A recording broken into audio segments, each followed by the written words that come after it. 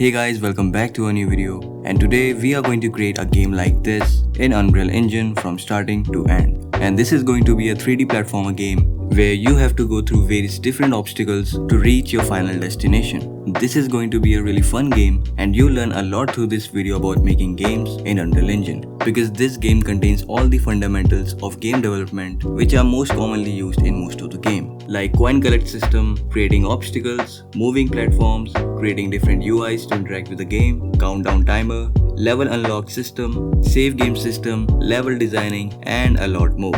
And after you are done making this game, you will have enough knowledge to start making your own game. And before we start making this game, let me tell you, you can download this whole project from my Patreon, where you can also access all the project files I've ever made for these tutorial videos, so that you can get the blueprint code, UI elements, and all the other assets I'm using in this game. The link is in the description. Alright, so I'm gonna use Unreal Engine 5.5 to build this game. You can use any Unreal Engine 5 version you have installed in your computer, as most of the features are the same. But if you can, I recommend to use the same version as mine. Now, we are going to choose the third person template before we create this project, because we might use some of the characters features we get with this template. Now, select the folder where you want to create this project. Now, we are going to use Blueprint to create logics in our game. The target platform will be desktop, and set quality preset to maximum. Let's give the project name My Game and then create the project. Now here I have no idea the people watching this video, and yes, this video is beginner friendly, but if you are a complete beginner who just opened up the Unreal Engine for the first time and doesn't even know how to move in a viewport and isn't used to this interface at all, then I would say go watch a complete tutorial video first and know some basics. I'm not telling you to go deep dive, but just know some basics like how to place the object in the world, what is this content browser for, why we use blueprints, and just get used to this interface. That's all. The rest is on me. If you know that basics, then you can continue watching this tutorial without facing any problem. Alright, so when you click on this play button, here you can see we have this default character that we can play around with, and we can also move around the world with this character. But we are going to import a new character for our game. And to import a new character, you can either design it yourself using softwares like Blender or Maya, or you can get a character from Marketplace or websites like Sketchfab. So for the tutorial purpose, I'm going to show you how you can download a character from the Sketchfab and make it playable to use it in your game. Now in any of your browser, search for the Sketchfab, and here open up this website. Here you can find a bunch of 3D models you can use in your game, but here we just need a character. Search for the character, make sure to click this downloadable option so it would only show the downloadable assets. Keep scrolling until you find a character that you want to import in your game. I like this character, and it also seems to suit our game, so let's download this character from here. Download this in a BX format.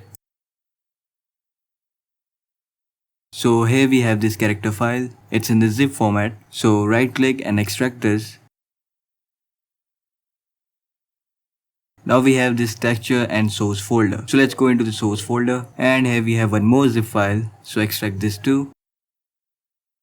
So here we have extracted all the source file, and this is our character fbx file that we need, and rest of them are base color and normal texture. Now we can drag this fbx file into the Unreal Engine to import our character. Now in most of the cases, you don't have to play around with these import settings, so let's just click import, and as you can see, the character file has been imported. But the texture files are not imported properly, and that's why our character is looking a little weird. Also, our character size is a lot bigger. If you place this in the world, you can see its actual size. It's a lot bigger than we want. And to fix this, we can change its size from the software like Blender, or we can change its import settings. So let's delete this imported files and let's re-import it. And this time we are going to make some change in the import settings. So here we are going to change the offset uniform scale. Set it to 0.1 and then hit the import button. And now if we drag our character to the world, you can see our character is in proper scale right now. But now we need to fix the textures. But before that, in your content browser, let's create a new folder. Call this My Character, and this is where we are going to keep our character's file. So move the character and its material in that folder. Now to fix this material, import the base and the normal texture of our character. Now open up the material and delete all the stuff. Now drag all your textures into your character's material, and the first one goes to the base color and this one is for the normal. So just plug them into their parameter. Now save this And now if you look at your character, you can see the texture is now fixed and our character is looking good. But still we cannot use this model as a game character because this is just a staring mesh. Means it has no bones or skeletons and we need skeleton mesh in order to animate the character. And if you want to make this character playable, then we have to rig it. Means just adding bones to this character. Now we can do this in a manual way using softwares like Blender, but there is an easy and a quick way to do it. You can go to a website called Mixamo, open up this website, and here first you need to sign up. So after you complete the signing up process, as you can see, here are a bunch of animations you can use for your character. And we are also going to use some of them, but first we need to rig our character. So what are we going to do is, first we are going to upload our character into this website. So just go where your character file is and drag it into this website. This will take some time. So after you uploaded your character, click next, and here you need to align these markers according to the body parts they are mentioned. So the blue one goes to the chin, green goes to the wrist, yellow goes to the elbows, orange goes to knees, and the red goes to groin. After you have aligned all the markers properly, click on next. Now this will take some seconds. And your character is ready to animate. Now click on next and now you can apply any of the animation you see on the left side to your character. But first we just want to download a simple skeletal mesh file for a character. So for that we just need a simple T-pose. So here let's search for the T-pose. There it is. The Unity engine uses T-pose as the default pose for our character, whereas Unreal Engine uses A-pose. So let's try to reduce some of the arm space from this pose. It looks close to the A-pose. So let's download this. Now here select the FBX binary format and here on the skin, make sure you select with skin. Otherwise it will only download the animation, not the character. So here is this file, rename this to my character. And inside the engine, delete this character we imported before. Don't delete the textures or material. Now let's import this new my character FBX file. Now in the import settings, we'll keep most of the things same, but here we already have the material for the character which we imported before. So down here, we are going to uncheck this import material option. And also make sure the scale is what we set before. Now click on import and as you can see all the files are imported. Now here we don't need this animation, so delete this. Here as you can see this is a skeletal mesh that we needed. And if you open this up, here on the skeleton tree, we have all the bones that we want for our character to animate. Now it's time to download the animations for our character. The first animation we are going to download is idle. Here you can see there are a lot of idle animations. Let's pick up any one of them. This one looks nice. It's a bit fast, so reduce some of its speed. Alright, so now let's download this. Make sure you check without skin here because we have already imported the character in our game and format to FBX. The same way we are going to download the running animation for our character. So let's see this one and check this in place option to play this animation in place. So this running animation looks good for our character. So let's download this too. Again make sure it's without skin and format to FBX. So after we download the animations for our character, let's go back to the engine and here let's create a folder called this animation and this is where we are going to keep all of our animation stuff. So for now let's just drag the animations we downloaded before and here in the import settings, we just need to set the skeleton mesh for these animations which is my character skeleton. Select this and click on import. So the idle and running animations has been imported in our project and it's working fine with our character. Now the similar way you can also download the jump animation for your character.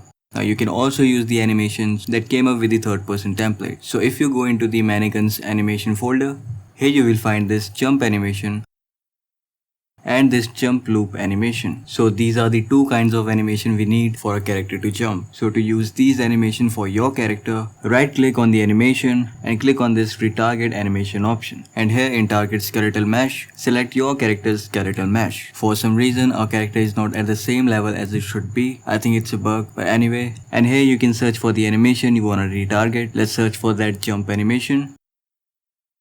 Double click on this, and as you can see, the same animation is being played for your own character. Now here you can click the export animation, and here select your folder, click OK. Now if you go to that folder in your content browser, and there you have the jump animation that you just retarget. So the similar way, you can retarget the animation for the jump loop. So now you know how to use animations from Mixamo, or how you can retarget it from your third-person template. So you can use any jump animation you want, but I'm gonna use my own jump animation, so let's delete these. So here they are. Let me drag this into the engine. The import procedure is the same. Just select your character's skeleton and click on import. So this is the jump start animation, and this is jump loop animation. So we got all of our characters' animation imported. Alright, but when we click on this play button, we have this default character to play with, but instead we wanna play with our own character which we just imported.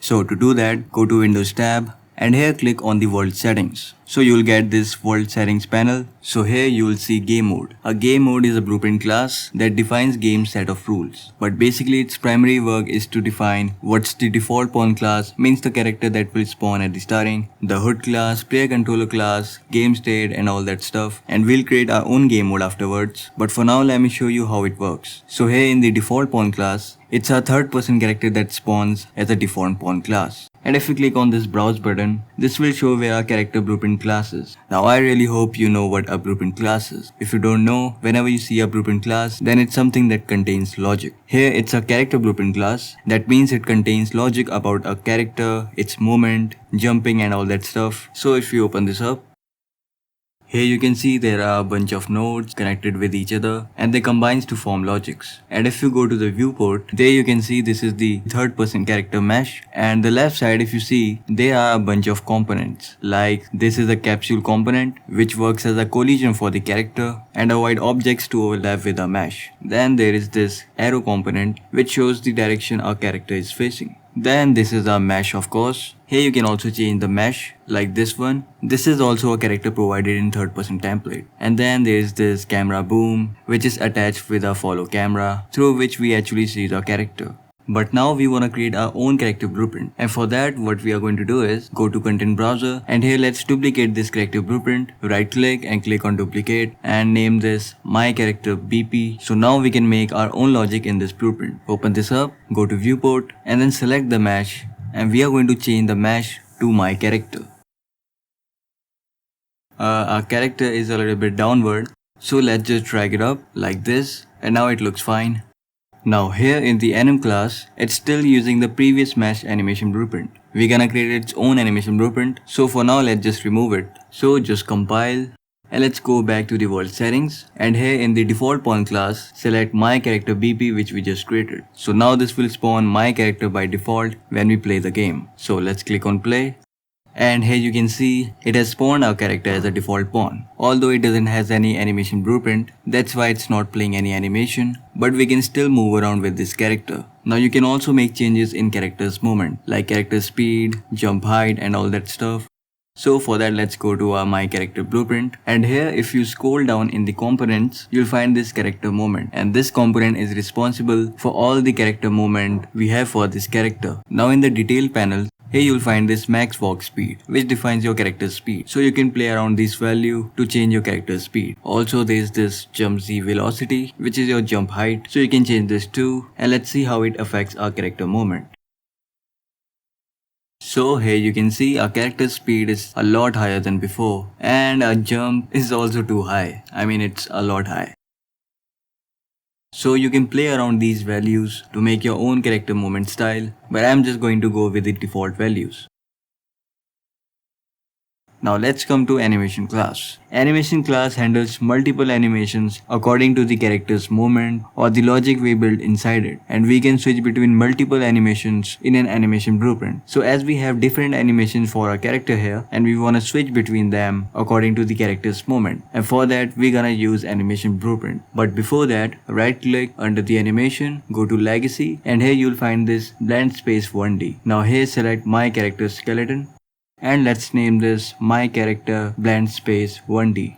Open this up. Now what this blend space do is, it helps you switch from one animation to another really smoothly. So here if I drag my idle animation at the start point and my running animation at the end point, just like this. And now if you hold Ctrl and drag this point all over the blank space, here you'll see how our character smoothly transition from our idle animation to the running animation. And this is what we are going to use when we want our character to run, so it will smoothly transition from idle to running. Now here under the horizontal axis, there is this minimum access value and maximum access value. For the maximum access value, you wanna keep it equals to what your character speed is. So if you check in your character movement component, here the default max walking speed of a character is 500. And here the endpoint access value is 100. So you wanna set it to 500. And now you can shift your running animation all the way to the end where the access value is 500. Alright, so now we are done with the blend space for now. And now let's finally right click and under the animation, create animation blueprint. Here select my character skeleton, click OK, and I'm gonna name this my character NMBP. Open this up. Now the first thing you see in your animation blueprint is the output pose. Now whatever you will feed to it, it will play that animation. So for example, in the asset browser, if I get this running animation and plug it to the output pose, here you can see our character is playing the running animation. Just check this loop animation option here and there you can see. But we don't just wanna play the running animation. We wanna play all these animations according to the character movement and the inputs. And that's exactly why we use state machine. So right click and search for state machine, and I'm gonna call this locomotion since it's a locomotion of different animations. Now plug this to output pose and open it up. So this starts from empty, and if we drag this pin, so here you can add a state. Let's name this idle/running. Now inside this state, we can play any animation we want. Double click on this to open it up. But here we want to play this blank space through which we can transition from idle to running. So drag that blank space here and connect the pin to the result. Now here we need to provide it a value. So if I type 500 here, our character will start running. Let's put it back to 0 and right click and promote this to a variable. Name this variable speed. Now we need to feed this variable some value that will go from 0 to 500 when a character will start running, and that value will be our character's velocity. Now if you don't know what a variable is something that stores a value inside it. So if you scroll down here, its default value is 0, and since it's a float, it can store a decimal value. Now there are many different types of variables that stores different type of data.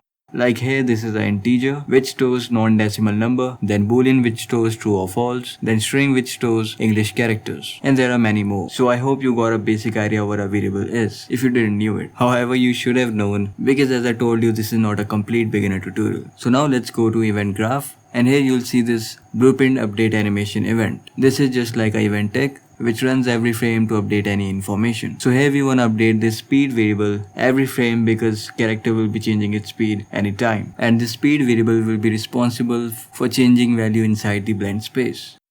But what we are going to feed here? So if you look over here, we have this try get pawn owner. What this will do is, it will give us the reference of the actor associated with this animation blueprint. So let's get its velocity. So here we got the velocity for our character, but since it's a vector type, we cannot plug this to the speed. So to measure velocity in float, we use vector length. And then here you can see, you can plug this into the speed. Now let's compile, and before we can play and test this, first let's go to your character blueprint, select the mesh, and here in the anim class, we are going to select this animation blueprint. So here search for the my character animation blueprint, here it is. Now our character is shifted a little bit upward, so let's drag this down.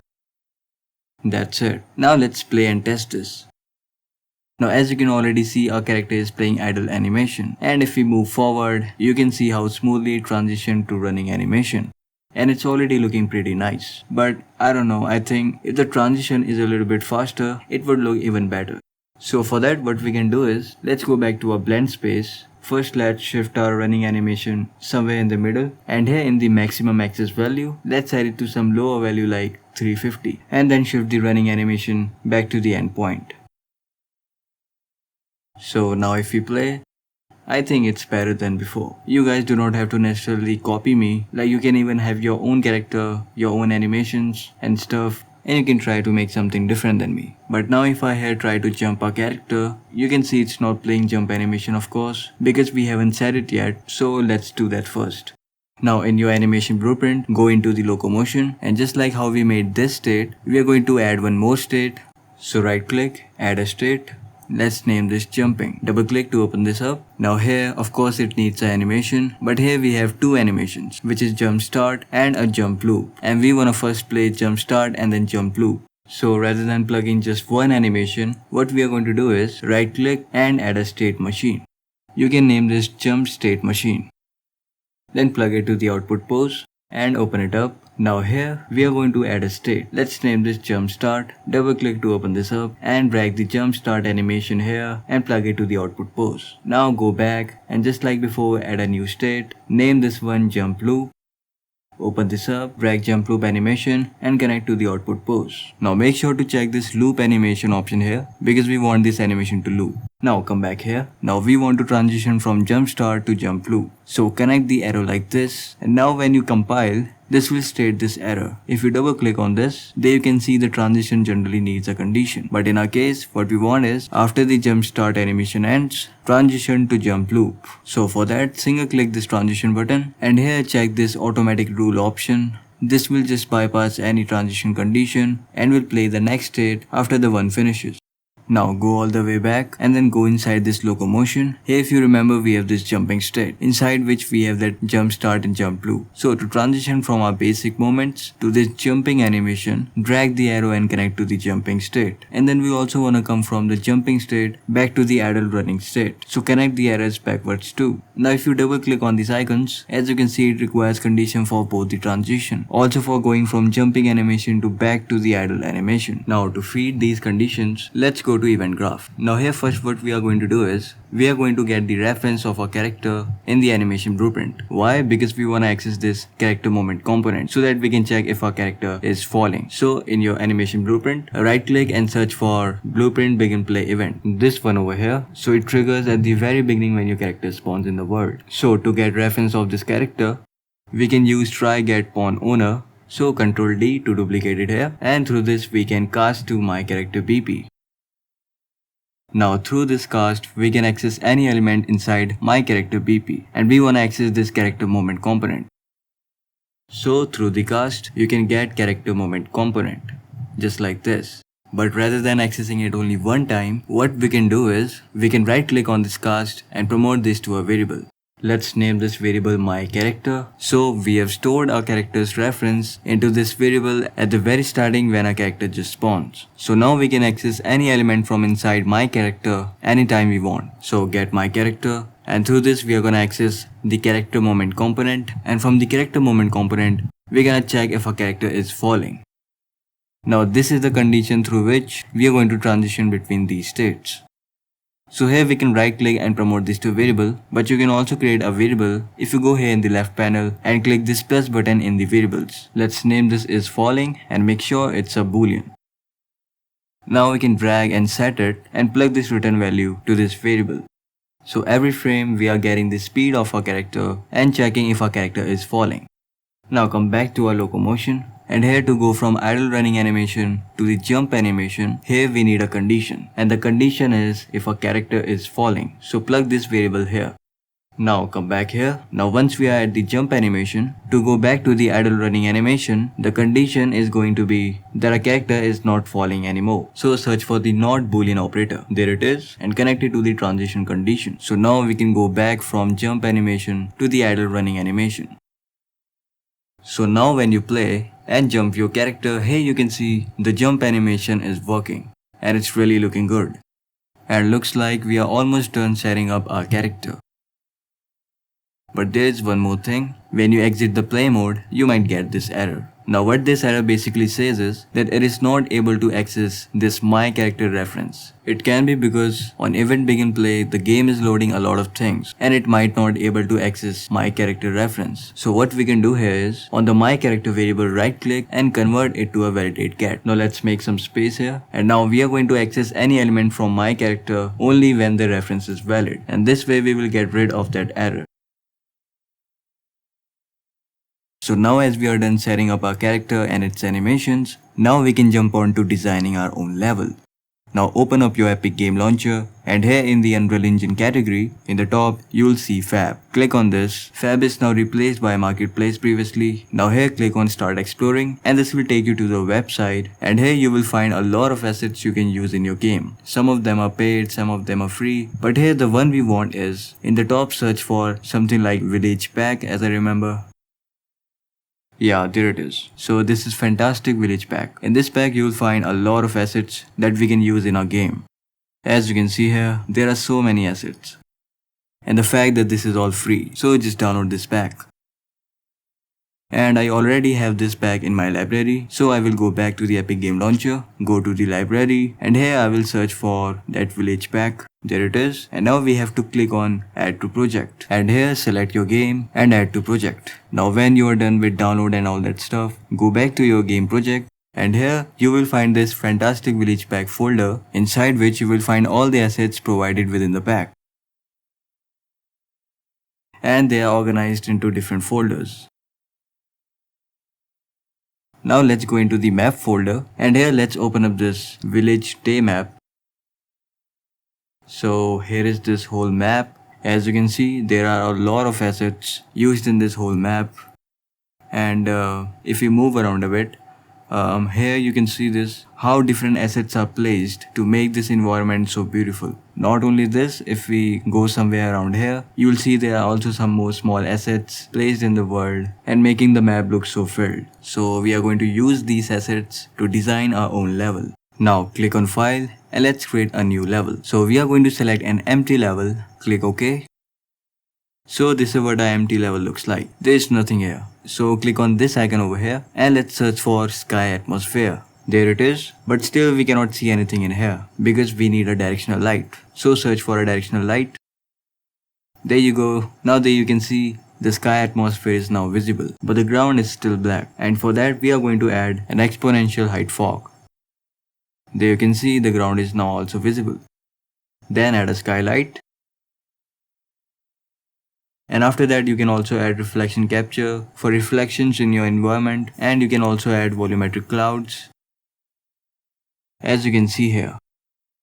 But we don't need it for the kind of environment we are creating. So when you are done with your atmosphere, what we're gonna do is go to your content browser and here right click and add a folder, name this maps. So here we are gonna save all the levels we are going to have in this game. So click on the save all button, click on save.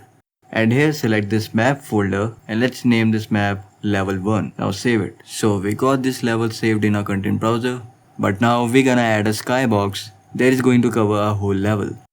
So from here search for the sphere. There it is, select this. And now what we are going to do is, in the detail panel if you scroll down a bit, here in the materials search for the skybox. These are the skybox material which you get from the village pack. So select this one, and now if you go inside this sphere, now you'll start to understand what a skybox is. So we are going to scale this sphere enough that it will cover the whole level. So let's give it a size of 2000, and as you can see it just looks like a sky. If I press F, you can see how big this sphere is, and inside this we are going to design a level. Now here if I hide this height fog, you can clearly see the difference it's creating at the ground level. So what we're gonna do is, we're gonna blend this height fog color with the skybox color. So in the detail panel, from here you can adjust the height fog color. Here you can see how it changes the color. Now you can also use this eyedropper tool and take it somewhere near to the skybox color which you want. So it will adapt the color more accurately to blend with the skybox. Now let's add a cube into the level. Now here you'll see the cube color is a little bit dim, and this is happening because of this skybox is casting shadow over this. Because this is also a mesh at the end, doesn't matter how big it is. So what we are going to do is, and in the details panel if you scroll a bit down, you'll find this cast shadow option. Uncheck this and this will no longer cast any shadow on the objects. Also if you scroll a bit upward, here this option which says can characters tap upon, set this to no, and just below this in the collision preset, set it to no collision, so that the skybox will behave as it should be without affecting any objects in our level. Now in the outliner let's rename this to skybox. And now what we are going to do is, we are going to select all the objects that affects our atmosphere, like directional light, height fog, sky atmosphere and others. And from here we are going to create a folder and we are going to name this atmosphere. As you can see, it controls whole atmosphere, and this way our level will be more organized. Alright, so now let's scale this cube a little bit. You'll get it why we need this cube in some minutes. But for now I'm gonna give it scale of 55 on X and Y axis, so it's a square shape. Now if I go a little bit down, here you'll see the fog works, but I need this fog a little bit more dense than what it already is. So I'm gonna make some changes in the fog values. However, you can use the same values as mine to get the similar effect, or you can also tweak these values according to your preference.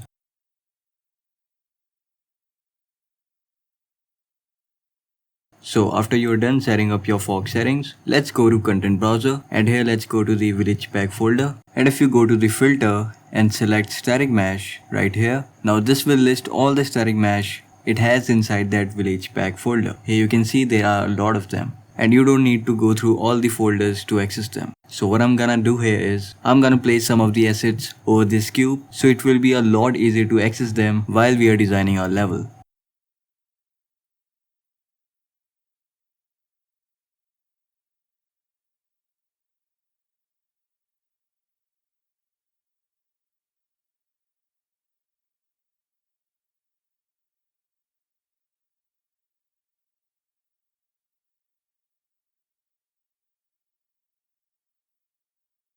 So I'm done placing most of the assets I'm gonna use. So let's start with this one. So this is a walkway wood on which our character will be running most of the time. You can also read these assets name from here and then search them in the content browser if you wanna use the same assets as I'm using. Also, I'm using a different material for this asset. So if I go through this material is the original one for this walkway, but we are going to use both of them for some variety in our level. Then we have these. These are kind of an obstacle platform on which our character will be jumping to reach some height. And then we have this. We will be using this when we have to increase the height of a walkway. Somewhere like this. And then we have this bridge. We can use them in a lot of places. Then we have planks. Again, these will be like obstacle platform. And then there is this. So what is this? I made these using two assets. And this is going to be the final destination where the character has to reach. I think it's look okay. And then in this column we have mainly obstacles. I don't know what are these. Looks like wooden trunk to me. But we can use these as obstacle platform where our character have to jump on. And then we have this windmill. Of course it's gonna rotate and our player has to pass through it. And then we have this trunk. It's just gonna rotate like this and will throw the player away. And then we have this, what is this? This is a kind of wheel, so it's just gonna rotate and a player has to run on it, kind of treadmill. And then this little guy, this is a platform which gonna carry a player from one place to another. So simple. Now coming out of the obstacles, this thing you see over here, this is going to be our in-game currency. Actually this is a potato sack, but let's just assume this is a pottery filled of coins. And then these are the buildings or whatever. These are just gonna cover up the sides of a walkway or platform, whatever we're gonna have. And we are using stone platform beneath these buildings. And yeah, that's all. These are the most of the assets we are gonna use while designing a level. So while keeping them here, we can continue designing a level. But before that, if you go to your world settings, here you'll see this level has no game mode. So we are just gonna create one and then we can state the default pawn class and whatever class we wanna use. So click on this plus icon here. Alright, before that, go to your content browser and here right click and create a new folder. Let's name this blueprints. And this is where we are gonna keep most of our blueprint classes. So now we are gonna create the game mode inside this folder. Let's name this my game mode. So now if you go inside the blueprint folder, here you can see your game mode has been created. So in your world settings, here make sure you have selected my game mode. And now in the default pawn class, select my character PP, which is this one if you remember. Now let's add a player start into the level. So search for the player start and then place it wherever you want to spawn your character. Let's say somewhere here. Now let's click on play, and as you can see, our character has been spawned in the level. And then we can walk around and see how the platform feels like. Looking good to me. Let's run over the walkway. If you move your camera a little bit downward, here you'll see our character is almost floating in air when standing on this walkway. Don't worry, I'll tell you how to fix that. But for now I think the game feel is pretty much good till now. And if we jump through, here you can see the exact reason why I placed a height fog here. Alright, so now we can start designing our level. So first let's select this walkway and you can hold Alt to duplicate this and hold Shift while moving it. So the camera will also move along with this. And rotate it to 90 degree in Z-axis because I wanna keep it in forward direction. Now before we move any further in level designing, first I'm gonna show you a very useful tool. So click on these three lines and down here you will find this layout. So here you can choose between different layouts according to your preference, like I selected this one. So here you can see through different angles while working on designing, and this is really helpful when you are designing your level. You got this top view as well as your normal perspective view and the right view at the bottom, which will help you in precise placement of your assets. You can also change the angles if you want from here, but I'm just going to keep it on the top. Now if I select the asset on one camera angle, I can then just press F on any of the perspective and it will take me near that asset. And here through the top perspective, I will hold Alt and drag this walkway forward so it will be duplicated and placed in just front. You see, it makes it so easy. Now I'm gonna duplicate the walkway one more time. Now it's enough, and after this I'm gonna place this bridge you see over here in front of the walkway. And rather than doing this from the normal perspective, I'm going to duplicate it from the top perspective. It just makes it so much easier.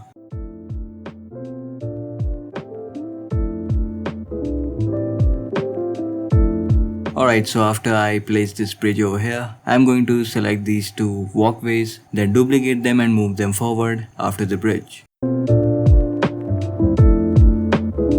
Alright, so now we are going to place a play start over here so that we can play and test how it looks like.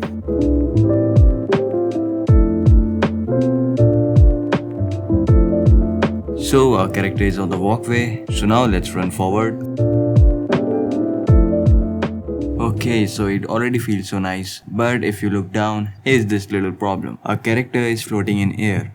And this is because of the simplified collision this walkway uses by its default. So we are going to use the custom collision for this walkway. And for that, first we need to find this walkway in our content browser. And a quick way to do it is just to right click on this asset and click on this browse to asset. And this will directly take us to the asset in the content browser. Open this up. And now if you want to see the collision it has, for that click on this collision tab and let's add a box collision. And this will also show us the collision it already has. And you can already see the collision is not quite fitting from the top. And to see that clearly, we can change our perspective to front. And here you can see there is a lot gap between the collision surface and the actual asset surface. That's why our character was looking like it's floating on the air. So delete this collision and let's add our own by adding a box simplified collision. Now if I try to resize it, it just snaps to a particular size. To fix that, you can turn off this snapping icons from scaling, rotation and moving. So now you can freely move, rotate or scale this collision. Now first we are going to cover the collision for the base of this walkway. So scale it a little bit down from Z-axis and move it to the base. So as you can see, the collision looks fine for the base. Now hold Alt and drag this collision a little bit up and now resize it for a one small block. Just like this. And then you can duplicate the collision again and resize it for the another block. And you'll do the same for all the blocks you have for this walkway.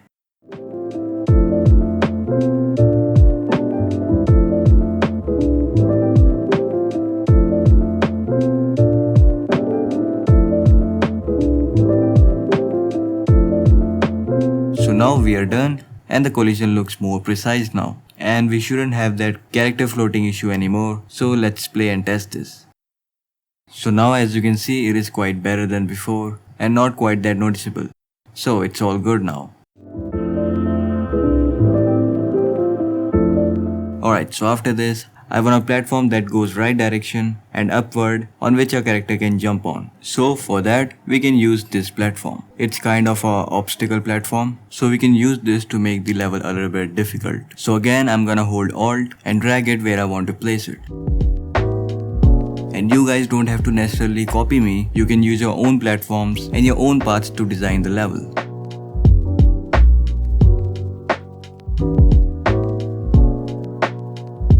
Alright, so after this, I'm going to use this platform as if to show that the walkway is now reaching some height. So again, just hold Alt and place it according to your level design.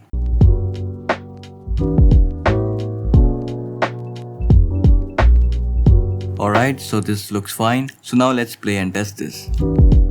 So we need to play test for every obstacle platform to ensure that we can reach to our goal. As you can see, our character can easily jump onto these platforms, and we have to keep this level easy since it's a level 1. Now I'm gonna extend this path a bit more by duplicating this walkway one after another, and after that I'm gonna use this bridge after that walkway path. So let's duplicate this too and place it according to your level.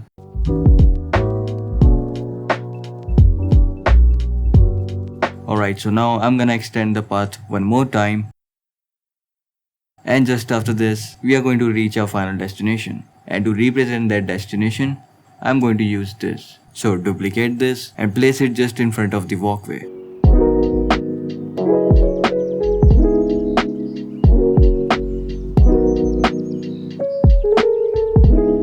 So as you're done with this, we can add some border here in the corner so it will not look that empty. So you can go to content browser and you can use these stones to use them as a border here.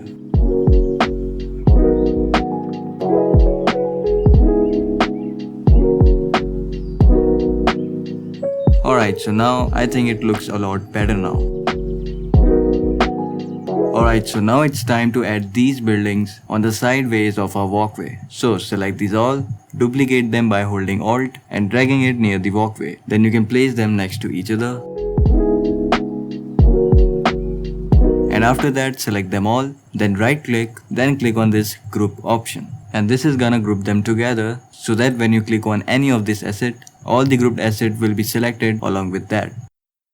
So now let's place these buildings near to the walkways, also maintain enough distance from that, and then let's duplicate this and place them forward. Just like this. And then we can select both of these groups and duplicate them and rotate them around to cover the other side of the walkway. As you can see, it's already looking quite good. Now select this group which is near to the edge, and we wanna make a turn here, so right click and ungroup this. Now we are going to rotate each building slightly to make a smooth turn on this edge.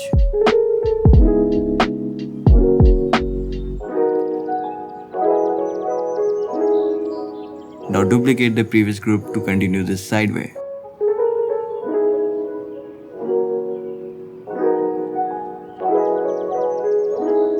Now the same thing we are going to do on the other side. Duplicate and ungroup to make slightly change on each building.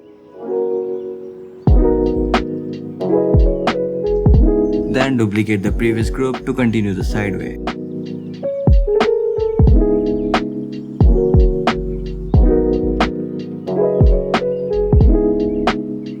Alright, so now we are almost done with this level design, and now we can play and test this to see how it goes. So as you can see, we got these buildings on the sideways and they are really looking good. So now let's go forward and let's see if we can finish this level. Here we got this first jump, the second jump, the third jump, and the last jump. And then we have this little bridge, so let's jump over that. There you go. And then just go to the finish line. So this was the level 1, which obviously gonna be easier than the other we are gonna make. And now if you scroll down the camera a little bit, you'll see we have the same floating issue. So we just need to fix the collision of this mesh. So open up this mesh, add a box collision to see what collision we have. As you can see here, exactly why we were having that problem. So delete this and then add a box simplified collision, then place it near to the surface of this mesh. And now the problem must have been fixed. So as we are done designing our level, and when our player enters this finish line, we are going to display a UI that says the level has been finished and give them a couple of buttons to go to the next level, main menu or retry. So in your content browser, right click and create a new folder. Let's name this user widget, and inside this folder we are gonna keep all the UIs that we are going to have in this project. So right click and scroll down. Here you will find this user interface. Under this, click on widget blueprint and select user widget. Let's name this level finish UI. Now open this up. Now currently there is nothing inside this design. So from the palette, search for the canvas panel and drag it here. And inside this canvas panel, we are going to keep all the elements that we need to design this UI. Now let's add a background blur first. Drag it under canvas panel and then size it all over your canvas. You can give it the size of 1920 on X and 1080 on Y, and this will cover all your canvas. Now down here, you can increase its blur strength, but I'm gonna keep it 3. Now if you look at its anchor point, it's on the top left. You can change it from here, and I'm gonna select this one because this is gonna lock this background blur from all the edges, and it will completely fit with your screen size. Now the next thing I'm gonna add is border. Drag it under the canvas panel and size it up all over your canvas, or you can keep the size to 1920 on X and 1080 on Y. And then set the anchor to this one. Now from the brush color, you can change the color of the border, but I'm gonna keep it close to black. And from the A channel, you can reduce its transparency. I'm gonna set it to 0.3. So now it has a little bit of black background with some transparency. Now let's search for the text and drag it under the canvas panel. And from here we can change the text. Let's name this level finished. Let me drag this to the center. And under the fonts, from here we can change its size. I'm gonna set it to 100. And here let's check this size to content, so the box will fill up according to the size. And from here we can change its color and all stuff. I'm gonna keep it all green. Click OK. And here you can change its style too, so let's keep it bold italic. This looks good. Now set the anchor at the center, so the text will always remain at the center. And after that we are going to add a button, so search for it. So drag it into the canvas panel and let's resize it a bit. Now I'm gonna place our first button in bottom left corner somewhere here and give it the size of 300 by 120. Now you can change its color from here. I'm gonna give it some red color. Now click OK. And now let's search for the text and drag it under the button. Increase some size of this text and let's name this main menu. Now our button is almost ready and we are just going to right click and rename this button. Let's name this main menu underscore button. Now let's duplicate this button and name this one retry button. Now let's drag this to somewhere at the bottom center and let's change its color to, let's say, green. And now we are going to set the text to retry. The same way, duplicate the another button. I'm gonna name this next button. Drag this to bottom right and let's set the color to yellow. Now for this, I'm gonna set the text to next. Now we are almost done with this UI. Just make sure the anchors are at the appropriate places for each button. Alright, so now we are done with designing this UI, and now when our player crosses this finish line, we want to display this UI to the player. Now there must be something that triggers when we cross this finish line so that we can show this UI to the user. So for that, go to your content browser and go to any folder, then right click and from here add a blueprint class. Now from these we are gonna select the actor class because this is the most suitable class for such blueprints. Let's name this finish line BP and then open it up. Now this is where we can add components for this actor, and in the event graph we can write logic for it. So let's add a component and search for box collision. Now let's resize this box a bit for our finish line. And after that we are going to place this actor right here at the starting of the finish line. So now when a player passes through this box, we want to show this UI. So for that, go to finish line BP and here on the box, right click. In the add event, we are gonna add component begin overlap. Now what this do is, when a player will overlap through this box, it is going to trigger this event. Now first we are gonna check if the actor that overlap this box is equals to our player character. So search for get player character and plug this here. Now from this condition, search for the branch, which is going to tell us if the condition is true or false. So if the condition is true, we are going to show this widget. So from the true condition, search for create widget, this one. And here from the class, we are gonna search for level finish UI, which we just created. And from the return value, we are going to add a widget to the viewport. Now after that, get player controller and set input mode to UI only. So this is going to cut off any inputs from the game and will only focus on the UIs. And then from the player controller, search for set show mouse cursor. And make sure you check this so that it will show the mouse cursor and you will be able to click the buttons. Now let's play and test this. So let's cross the finish line, and there you can see we have this level finish UI displayed to the player. But in the background you can see our player is still running, so we gotta fix that. And of course these buttons won't work because we haven't wrote any functionality for them yet. But for now we can write functionality for the retry button. But before that we gotta fix that running problem of the player. So here make some space. The sequence doesn't really matter, but let's just add a disable input node here and then get a player controller and plug this here. Now let's go to level finish UI, and here we're gonna write functionality for the retry button. We don't have any main menu yet, but we're gonna make one soon. And also we just have only one level, so we can't go to next level yet. But for now let's just click on this retry button. In the details panel, if you scroll down, here you'll find this on click event. So add one, and this will create this on click event in your event graph. And this is going to trigger when you'll click on this retry button. So when you click the retry button, execute a console command, and in the command type restart level. So this way you are going to restart your level. But in the finish line BP, if you remember, here you are setting the input mode to UI only. So get the player controller from here. So after we restart, we are going to set the input mode back to game only. And then search for set show mouse cursor and remain this unchecked so that the mouse cursor will be hidden. So now let's play and test this. Here we cross the finish line, the player has been stopped, and in these buttons, if we click on retry, the level has been restarted and we can play again. Alright, so now it's time to create our first obstacle in this game, and I'm gonna place it somewhere here. So let's just go to your content browser, and here let's create a folder and let's name this obstacles. So here we are gonna create a blueprint class of actor type, and let's name this base obstacle BP. Open this up. Now here let's add a component that is static mesh. Let's rename this to obstacle mesh because this is going to be a static mesh that is our obstacle. Like for example, from here we can select any static mesh that we want to use obstacle in our game. Like this wooden trunk. We can use this as an obstacle, but for now keep this static mesh component empty because this is going to be the parent class of all the other obstacles we're gonna make. I'll explain you that in a moment, but for now let's add one more component, that is box collision component. So when our player overlaps through this box, we can detect that our player has hit the obstacle and we can apply force on him. So let's name this interactive box.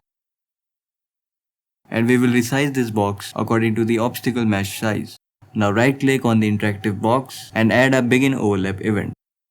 Now this event will trigger when an actor will overlap through the box. So the first thing we are going to do is we are going to check if that other actor is equals to our player character.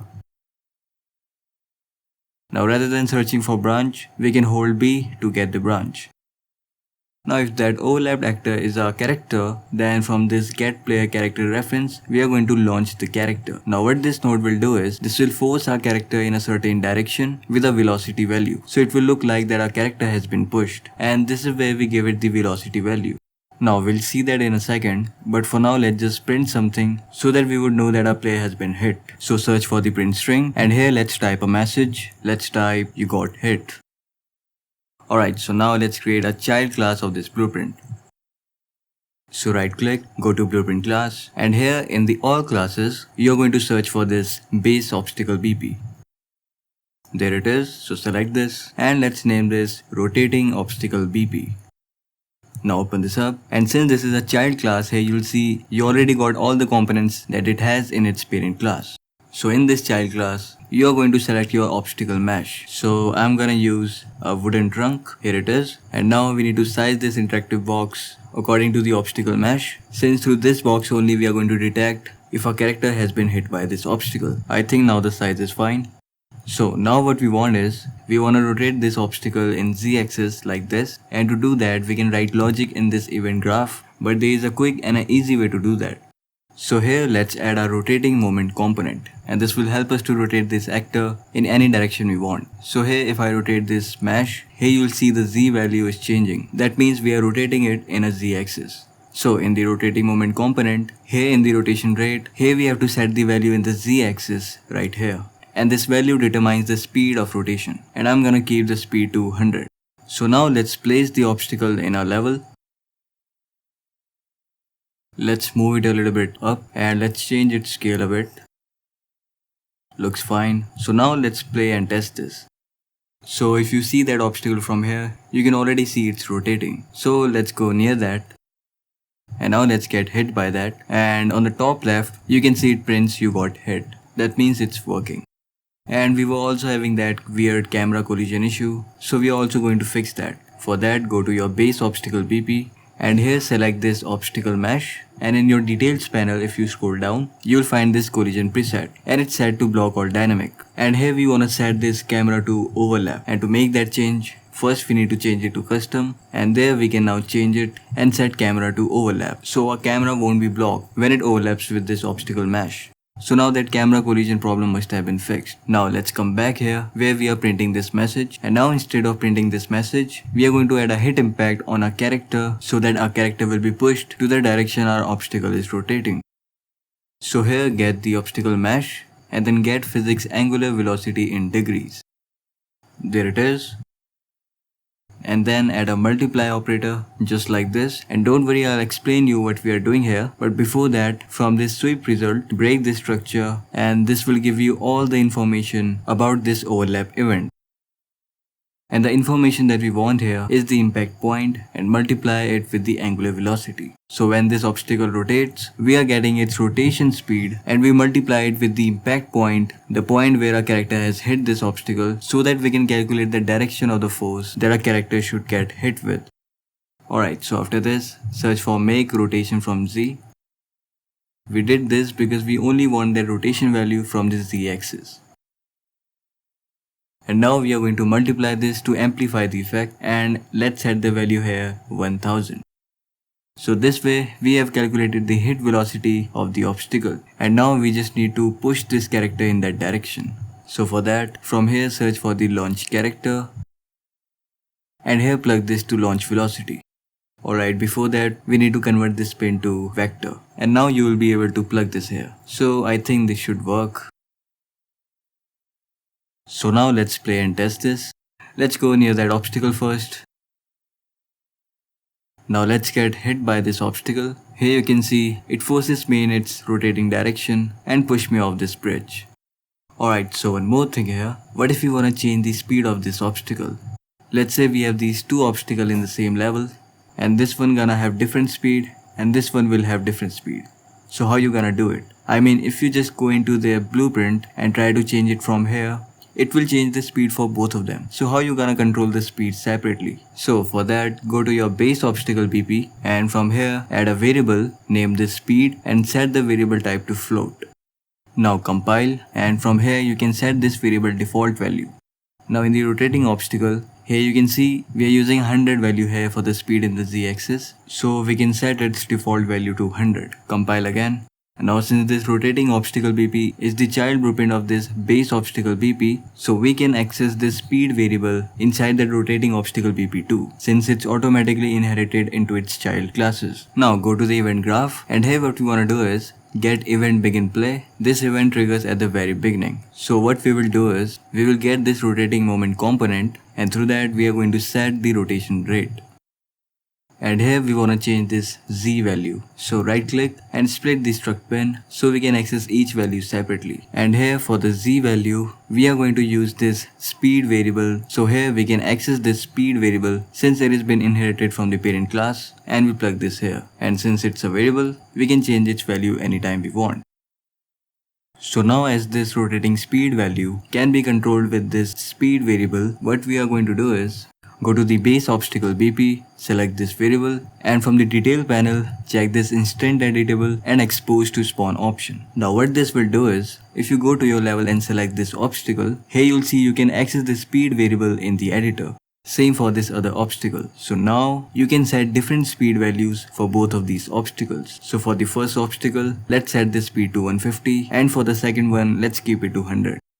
Now let's play and test this, and I can already see the speed difference from here, and if we go near it, you can see the first obstacle is a little bit more faster than the second one. But I'm just going to keep only one obstacle in this level. Alright, so now there is one more issue in this level. So if I jump from this walkway, our player will keep falling and falling until it hits the kill zone. So what we are going to do is, open up your content browser, and here right click and create a blueprint class of actor type, and let's name this killzpp. Open this up, and here let's add a box collision. Let's rename this to killzbox. So when a character will overlap with this box, our character dies and the game will be over. So now let's place this into our level, and we are going to place this beneath our level, and also we want this box to cover a whole level. Now if we try to do that from the blueprint, it will be really hard to guess how much size this box needs to cover up the whole level. So a better way to do this is from the details panel. From here we can access individual component inside any blueprint. So while we select this killz box, we can resize it according to our level. There you go, we have covered the whole level. Also let's move it a little bit upward so that our player don't have to fall so deep. So now let's go to your killzpp, and here let's add a begin overlap event for this killz box, and the first thing we are going to check is if the overlapped actor is our player character. Then we are going to destroy actor, and the target is going to be our player character. So this should destroy our character as soon as we fall into that kill zone. So let's play and test this. Here we jump, and our character has been destroyed. That means it's working, but that is not it. Now we are going to display a game over UI whenever our character will fall over, so that they will get chance to retry. So open up your content browser, go to user widget folder, and to make that UI quickly, we are just going to duplicate this level finish UI. Let's name this game over UI. Open this up. And here we are gonna make some changes. Firstly, we don't need this next button, and we are gonna scoot this retry button to its right. Also set the anchor to bottom right, and then change this text to game over. And also let's change its color to red. Now we are done with designing this UI. For this retry button, we already have this functionality because we duplicated the level finish UI. Now we are going to show this UI when we fall into the kill zone. So search for create widget, and here in the classes search for game over UI and add it to the viewport. Now once we displayed this UI, then get player controller, and through this set input mode to UI only. So we'll cut off from any in-game inputs, and then search for set show mouse cursor, and check this to show the mouse cursor so that we can click the buttons. So now let's play and test this. Let's jump off this walkway, and there you go, our character gets destroyed and this UI show up, and this main menu button won't work yet, but we can click on this retry to restart the level. And here we can do one more thing, search for the hide fog. Here it is. Let's drag this a bit upward so the fog would be visible a bit on the surface level. That's fine I guess. And now if we play, there you can see the fog is quite visible and it's looking really good. But yet we don't have any time limit to complete this level. Like we can take forever to complete any level, and that doesn't sound fair. So we are just going to create a countdown timer. So for that, open up your content browser, go to user widget folder, and here let's create a user widget. Let's name this main hood UI, since it is going to be a main UI that will be displayed all the time while we are playing the game. So first of all, add a canvas panel, and inside this canvas panel, we are going to add the timer text. And for that, first let's add a horizontal box, drag it under the canvas panel, and let's move it to the center. You can scale it according to the text size you want, and then set your anchor. And then let's add a text inside this horizontal box. Let's set the text to 00 and set the alignments in the center. And then you can change the font size. I'm gonna give it the size of 50. Then set the justification at the center. And let's duplicate these tags 3 times. And for the middle text, set it to colon. Now to use the full space of the horizontal box, select all the text and set this to fill. Now as you can see, they are quite looking like a timer. Now let's select these 2 text and make sure you check this is variable option, so that in the graph, you can use these text here and make logic with them. Now we can also rename these text. So select and press F2. Let's name this one minute underscore text and this one second underscore text. Now let's compile and go to graph. Let's delete unnecessary events.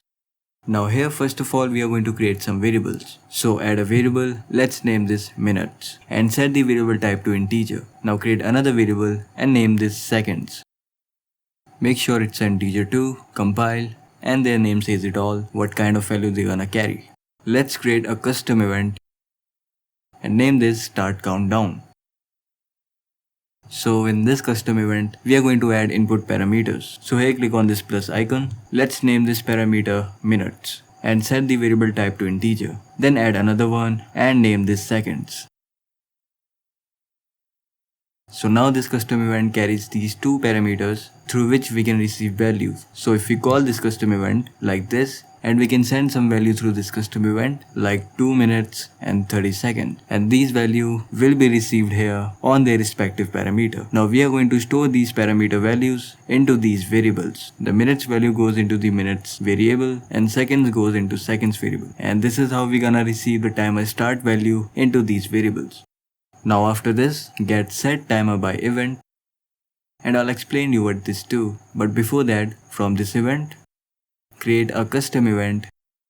Let's call this update countdown. Now here set time to 1 and check this looping.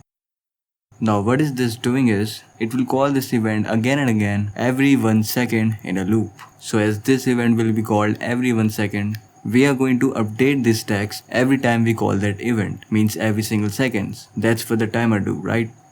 So get a branch here. Now first of all we are going to get the seconds and check if it is already equals to 0.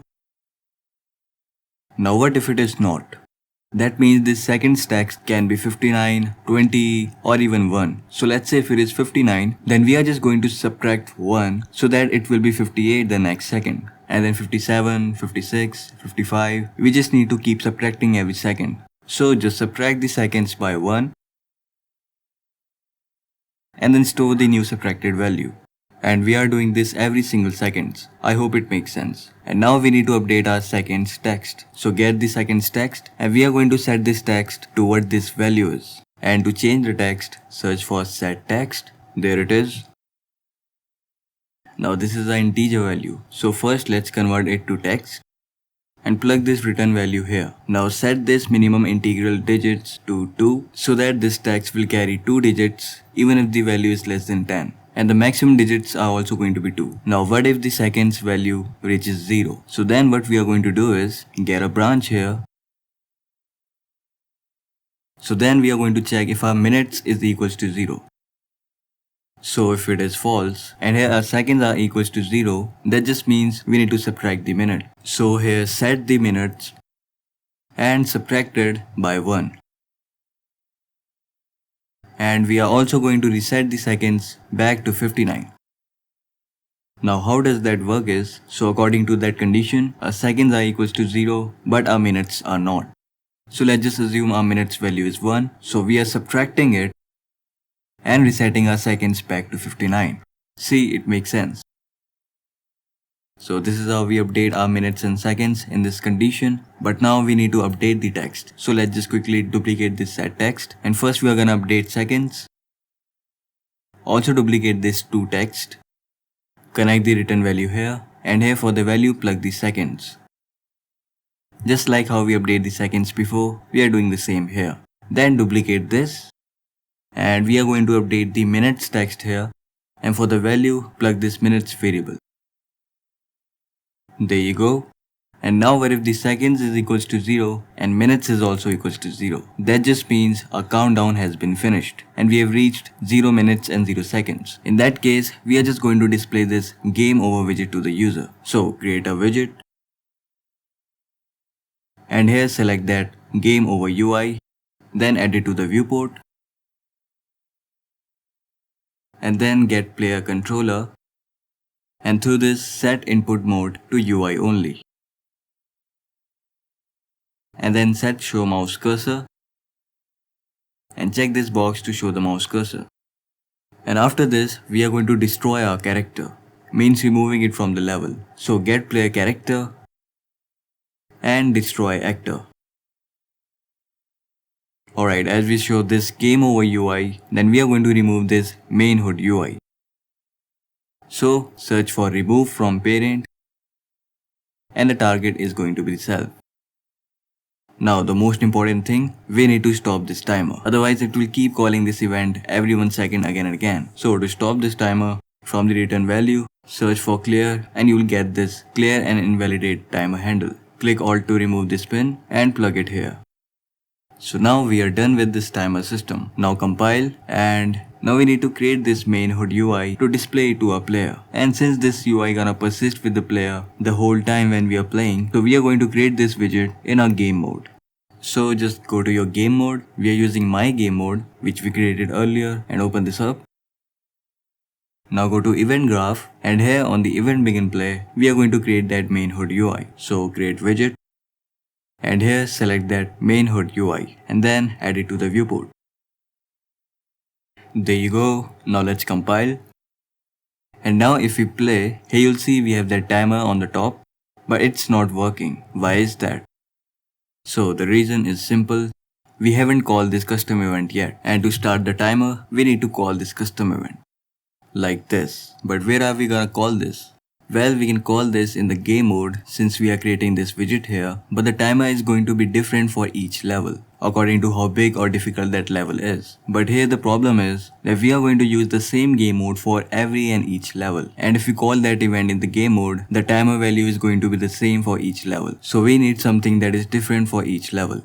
So we are going to use level blueprint to call that event. So from here you can open up your level blueprint and here on the event begin play, we are going to start the timer. Now we are creating a main hood UI in the my game mode. So first we need to store this reference so that we can use this in another blueprint. So right click and promote this to variable and let's name this main hood UI.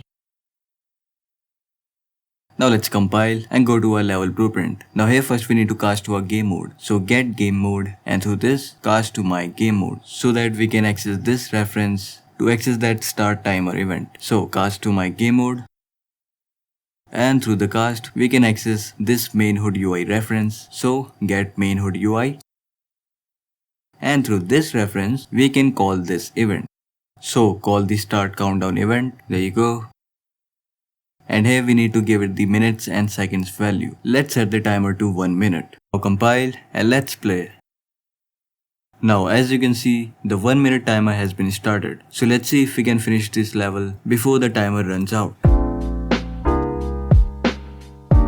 There you can see, we can easily finish the level before the timer runs out. If you want, you can also reduce the timer, but I think 1 minute is fine for the first level. Now let's just wait for the timer to get 0.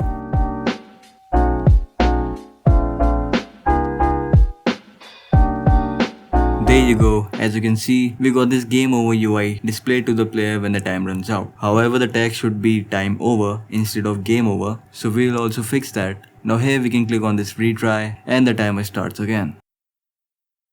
Now here in the game over UI, we wanna set the text to time over when the time runs out and the game over when we fell off. We'll do that in a second, but before that, I want you to notice something about the timer. When we press play, at the very beginning the timer is 00. Let me show you again. Here, you saw that? The timer must be 1 minute 0 seconds, but instead it's 0 minute 0 seconds. Now that is happening because here we are setting the values of minutes and seconds, but we are not updating the text before we even start the timer. So let's make some space here. And this is how we update the text. So let's just quickly copy this and just plug it here before we even start the timer. So now the issue must have been fixed. So let's play and see that. There you see, now the timer works perfectly fine. Now what about this text? We want it to change into time over when the timer runs out. And this way we don't have to create two separate widgets for game over and time over. Now first make sure you check this is variable option from here so that you can access it in the graph. Now on the event construct, we are going to set this text. And event construct just works like event begin play in user widget. Now before that, let me rename this text to game over text. Now come back to graph and here get game over text and then search for set text. Now right click and promote this to variable, and let's name this variable default text. Now compile, and down here you can set the default value for this text, which is game over. Now in the main hood UI, when the time runs out, we create this game over UI, and this is where we want to change this text to time over. So to do that, what we can do is select this default text variable we just created, and in the details panel, check this instant editable and expose on spawn. Now compile. Now what this will do is, if you go to main hood UI where you are creating this widget, and now when you right click and refresh this node, now you can see that you can change this default text variable directly from here. So let's set this to time over. So now when the timer runs out, it will set the text to time over. So let's hit play and wait for the timer to run out.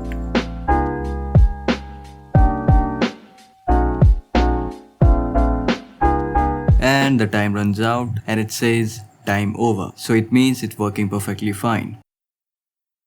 And when we jump out, it says game over. So without creating separate widgets for both of them, we made the text change depending on how the game ends. Now if you notice something here, the main hood UI is still there and the timer is still running even though we fell off and the game is over. So we'll have to remove this widget. And also we have the same problem when we finish the level. Let me show you. There you can see the main hood UI is still there and the timer is still running. So to fix that, go to your finish level BP, and here after we display the level finish UI, we are going to remove this main hood UI. Now to remove it, first as we know, we have created this main hood UI in my game mode and its reference exists here. So in order to remove this widget, we first need to cast to a my game to access that reference, and then we will be able to remove this widget. So through the get game mode, cast to my game mode, and then we can access the reference of main hood UI, and through this reference, we can remove it from the parent. Now this is the first way of doing this, and there is another way of doing the same thing, and that is you can get all widgets of class, and here you have to select here you will select the widget that you want it to find, and from this found widget array you can get a copy which will give you the first reference it finds of this widget, and then we are going to remove it from the parent. So this method is useful when you don't have the reference of the widget that you want to access. So this will find one for you. And in this second one, we knew that we had the reference of main hood UI in my game mode. So you can do it the both way. I'm going with the above one. Now when we overlap with the skill zone, then also we are going to remove the main hood UI. So go to kill Z BP, and when we overlap with this, then here we are going to remove the main hood UI. And this time we are going with this casting method just to show you that both of them works. So let's play and test this. Here let's jump off, and here you see there is no main hood UI in the background. Now let's test for the level finish UI. There you can see there is no main hood UI either. Alright, so now this is time to add a currency system in our game, and for that we have this little coin pottery or whatever you call it. So let's duplicate this and bring it somewhere near our platforms. Now here the player can either jump to the next platform or he can take a risk in order to collect this coin. It's just like a risk and reward system, like you take risk and you get the reward. You can add one here also. So the player can either jump here or on that platform in order to collect the coin. Now here I have this coin currency UI image that I'm gonna use in my project to represent the coins. So first let's go to content browser, and inside this user widget folder, let's create a new folder and call this image icons. So I'm just gonna drag this image into this folder.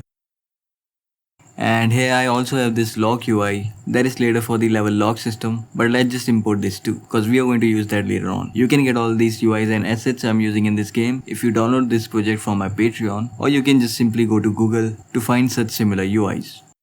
Now let's open up your main hood UI, and this is where we're gonna show the currency amount. First let's add an image first, and here under the brush we can select the image we want.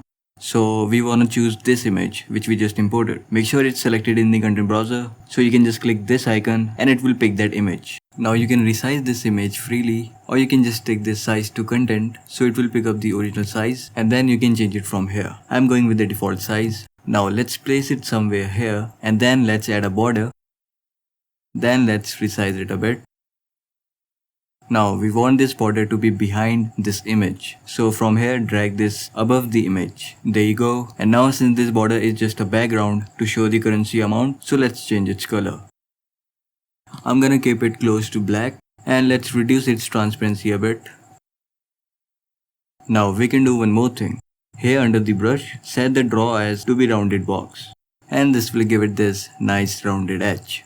Now let's add the text and drag this inside this border. And from here you can set its alignment to center. And then let's set the text to 00 as it's the default amount for a currency. And then you can increase the font size. Then you can also change the font color. I'm going to give it some yellowish color. There you go. And now at the last, do not forget to set the anchors. And then you can also rename these elements. After you're done with that, for the currency text, make sure to check this is variable option so that we can make logic with that. Alright, so now what we are going to do is, so here when a character will jump on this, we want to collect this coin and add the collected amount here. So to do that, first we need to create a blueprint class to collect this coin. So in your content browser, let's add a folder and let's name this collectives. Now inside that, let's create a blueprint class of vector type and let's name this collective BP. Open this up. And here let's add a static mesh component which is going to be a collective mesh. You can name this coin sack. And you can select your mesh from here. I don't know which one was that. So let me just go into this detail panel and copy the static mesh from here. And then paste it. Now we also want this mesh to keep rotating. So that would look pretty nice. So to do that, we can add a rotating movement component.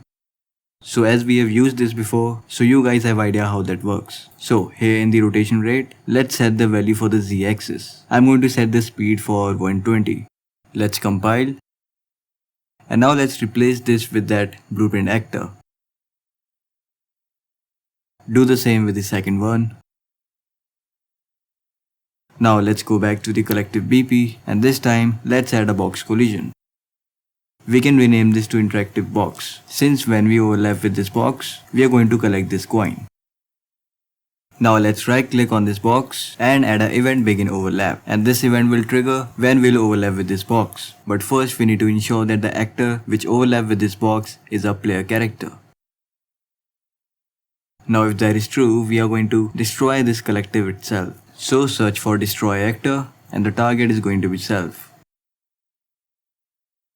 Alright, so after this, we are going to play a coin collect sound. So get this play sound 2D and here we have to select the sound that we want to play. So here I have this coin collect sound effect that I'm gonna use. So for that, let's create a folder, name this sound and let's drag this here. Let me play this for you. So you can hear that is going to be a coin collect sound. Now here let's select that coin collect sound. So when we overlap with the coin, we first ensure it's a character, then we destroy the coin and play the sound. Let's compile this and now let's go to the level and here let's duplicate this one more time and place it here. Alright, so now let's play and test this how it works till now. Let's jump. Now let's collect this coin and as you can see, it's working perfectly fine. But now we want to add that amount into our currency text.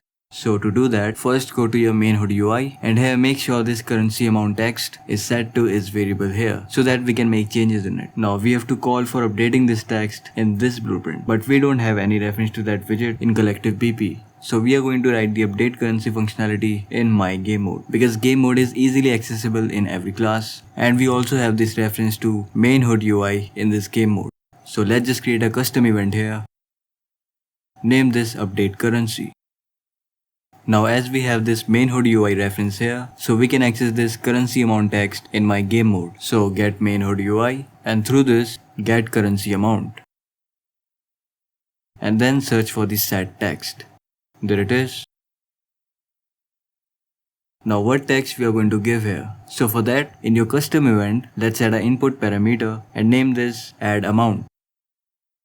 Make sure it's an integer, so this parameter will have value which we are going to add with the current currency amount. Now to get the current currency amount, duplicate this and get the text. There it is, and this is our current currency amount. So we are simply just getting this text, and now we need to convert it to integer so that we can do addition, but we can't convert it directly. We have to convert it to string first, and then we will be able to convert it to string. So now we are going to add it with this add amount parameter. And this is going to be our updated currency amount. So just plug this into the set text. So this is how we're gonna update the currency, and now we need to call this custom event in this collective BP when we overlap with the coin right after this. So since this exists in the game mode, here I can just get the game mode and then cast to my game mode. And through the cast, I can call this update currency event. And here let's set the add amount to 10. So I'll get 10 amount every time I collect a coin. So now let's play and test this. Let's jump, then collect the coin. As you can see, 10 amount has been added to our currency. Now let's collect another coin, and 10 more coin has been added to the currency. Let's collect one more time. Oh, okay, I fell off. But you can see the currency system is working. Alright, so now it's the time to create level 2. So we can just go here and create a new level just like we did before. But we already have a lot of things set up in this level already, and we don't want to do this again and again for every new level we create. So just go to your maps folder, and here let's duplicate this level. So right click and click duplicate, and make sure to name it appropriately. In my case it's level 2. And now let's open this level. Here you can see it's same as level 1. And we are going to make changes in this level in order to make new paths and design. Now I'm just gonna fast forward the video while keep explaining you what I'm doing here while designing the level. So first of all, I removed this bridge from here because I wanna place something difficult for the player to pass through. So I took this plank and placed this vertically, so the player has to pass through this in order to reach the next walkway. And then I deleted these platforms because I wanna do something new with this level. By the way, you don't have to copy me. You can create your own design and use your own mind to make the level, because I'm just demonstrating here.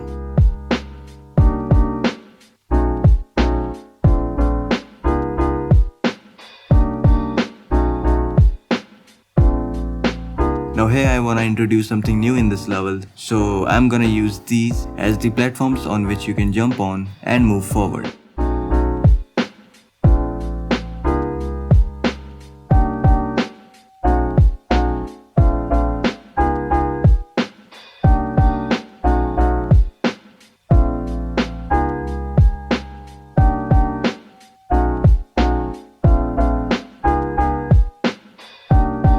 Now you can always keep playing and testing while you design the level to ensure if the level is even playable or some platforms are even reachable as they seem, and keep improving their placements after every test. And now let's see how the design goes till now. So here we cross through this wooden plank, and then we have these obstacle platforms. It's a little harder to jump on them, but we have to keep making levels harder as we move on. And now I'm gonna use this wooden plank to make the further path a little harder.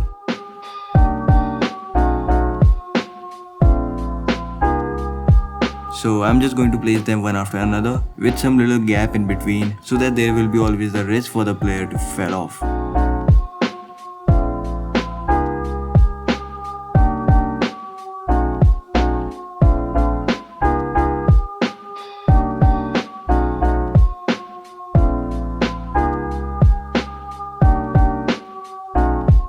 So now let's play and test this level to see how it goes till now.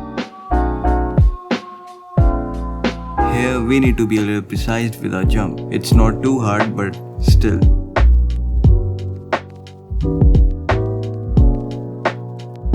Now this is something we added new in this level, and here we also need to keep our jump pretty precise, otherwise we can fall off.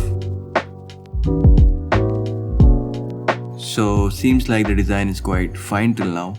And now here after this, we are going to add a moving platform that will carry us from here all the way to somewhere there. So before that, let me clear some stuff here and place the platform where we wanna reach.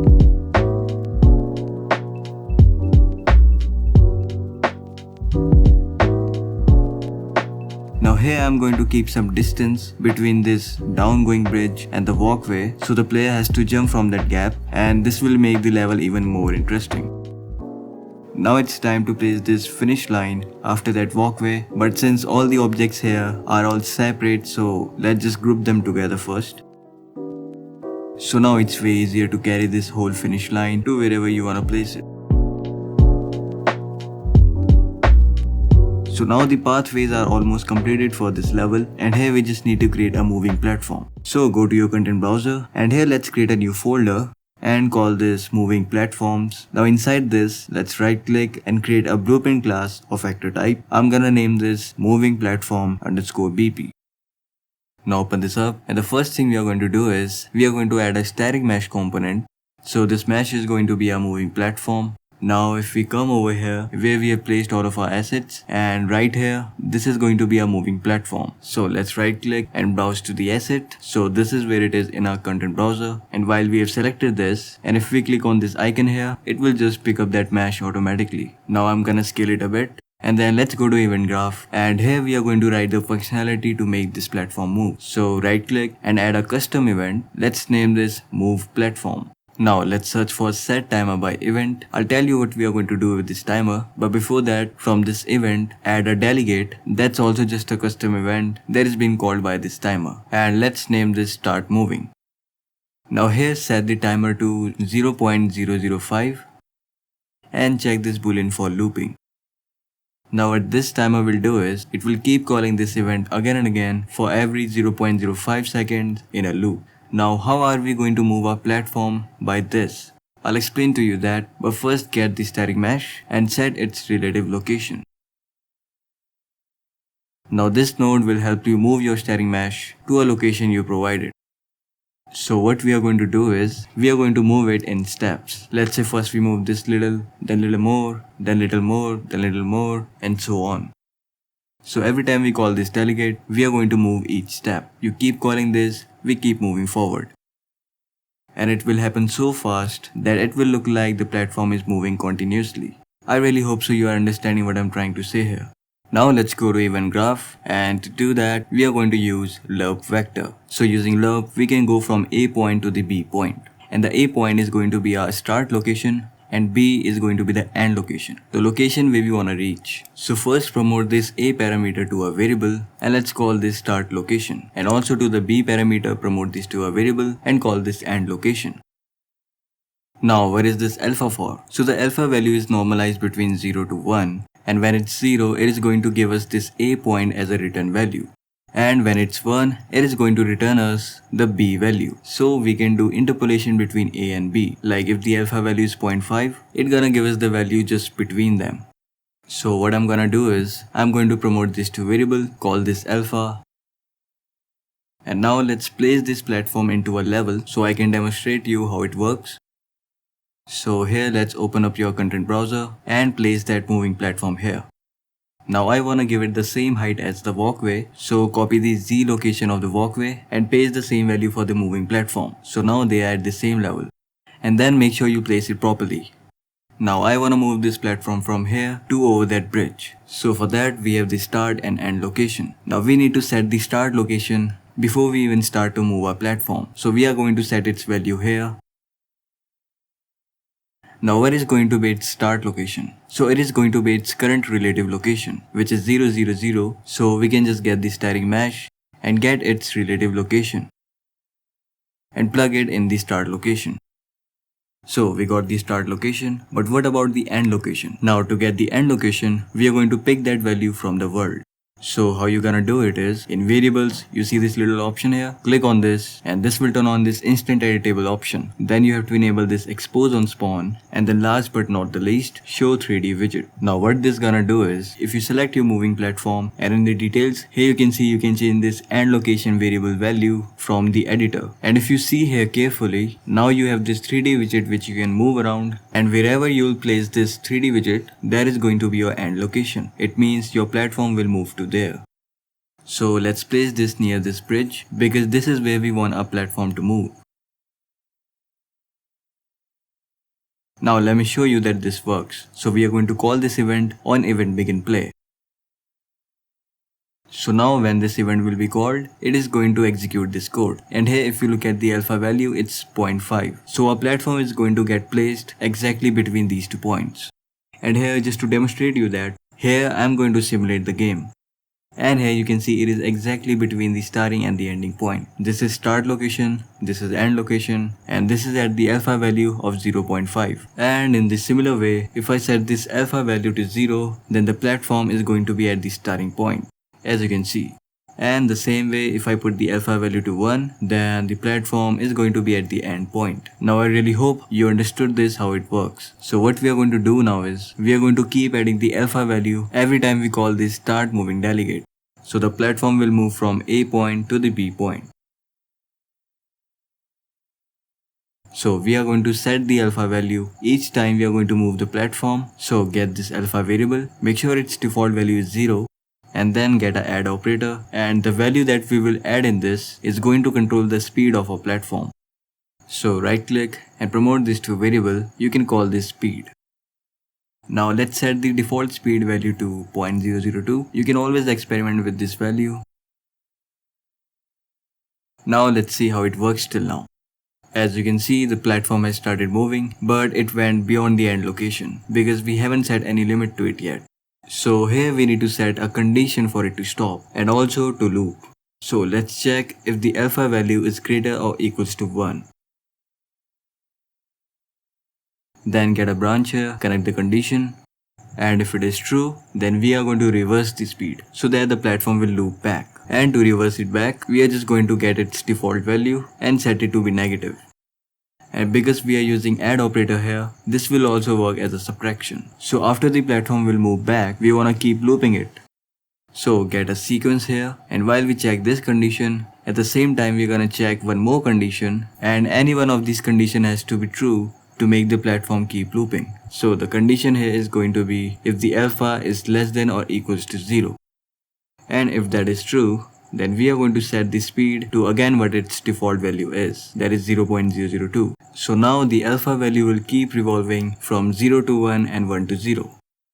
So now let's simulate and see if this works. And there you can see the platform keeps moving and it's looping around. Let's just move this bridge a little bit downward. So now let's play and see how that platform works.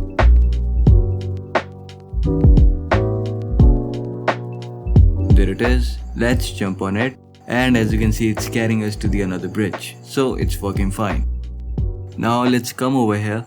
As you know, we are using this wood as obstacle platform, but we can also use this wood which is a little bit rounded, so this will increase the difficulty. So while you have selected it in the content browser, right click on this, and from here you can replace it with that.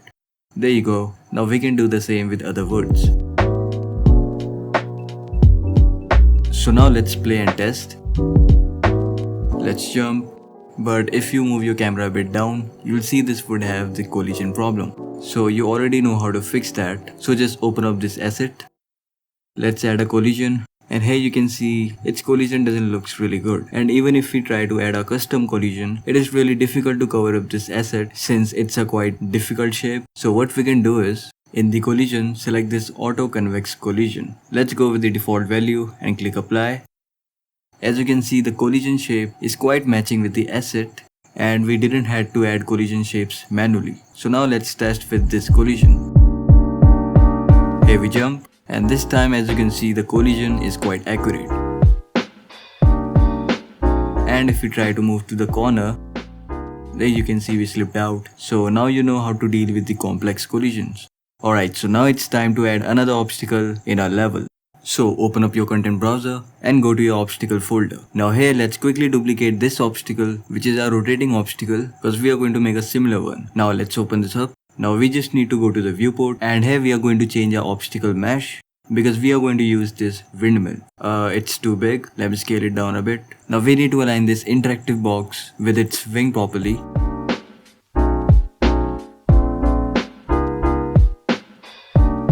After this, we are going to duplicate this interactive box for the another wing. Let's name this interactive box 2 and copy all the transform properties from first box to the second one.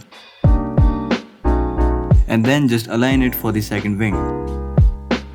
Now we have to add an event begin overlap for the box 2, and we already have the code for the hit impact in the base class. So just copy it from there and paste it for this interactive box 2. There you go. Now this mesh is going to rotate like this because we copied it from our previous rotating obstacle. Instead, we want to rotate it like this, and it's rotating in the y-axis. So in your rotating moment component, in the rotation rate, set the z value to 0 and let's give it some value on the y-axis. Let's say 75. Now in the event graph, here we need to plug this speed variable into the y parameter. So we can control speed on the y-axis, and also let's set the default value to 75. So now let's place this into the level somewhere like this.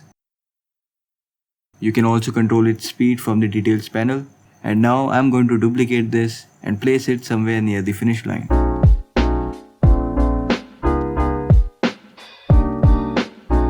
Alright, so we are done placing the obstacle, and now we can play and test this.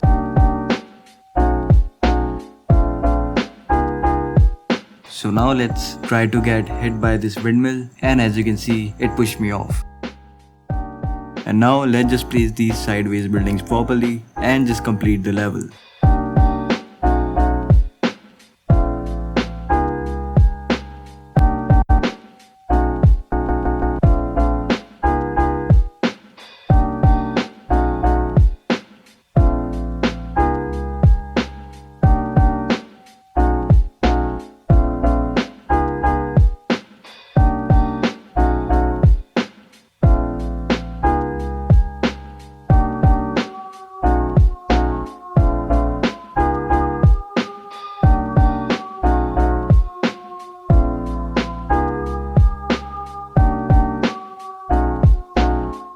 So now we are finally done with designing the level 2, and now it's time to place these coins in the level. So you can place them wherever it makes most sense to you according to your level design. You know, that risk and reward system. Yeah, we are still going with that.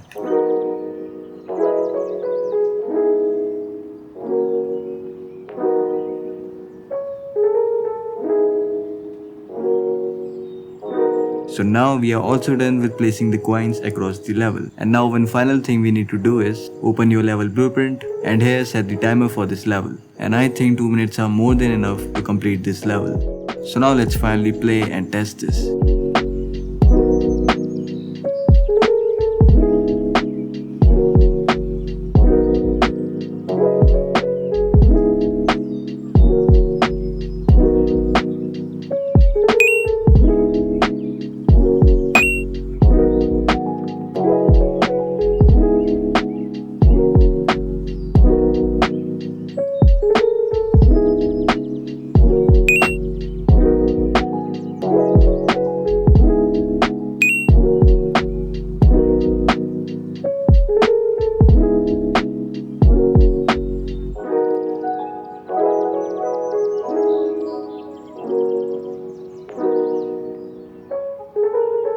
There you go. It actually took me 3 tries to complete this level. I actually cut off that part, but yeah, it's fairly difficult. And now we have to make these buttons functional too, but we'll see about that later. First I need to fix some issues with this level. The first issue was that this coin platform was quite above the height, so let's keep it at the same level.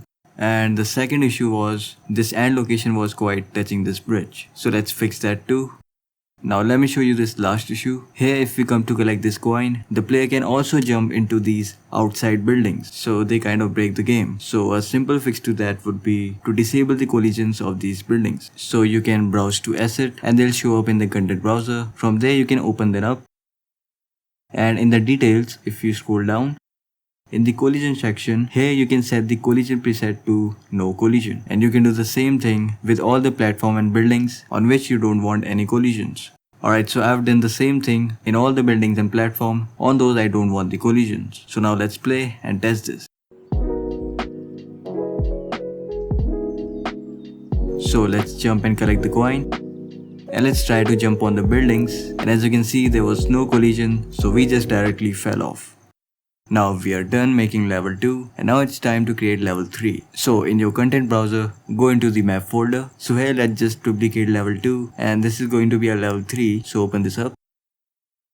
There you go, this is our level 3 and just like how we did last time, we are just going to make changes in the level. So this way it's so quick and easy. Now I'm gonna run this in time lapse. If I introduce something new, then I'll surely continue to explain it.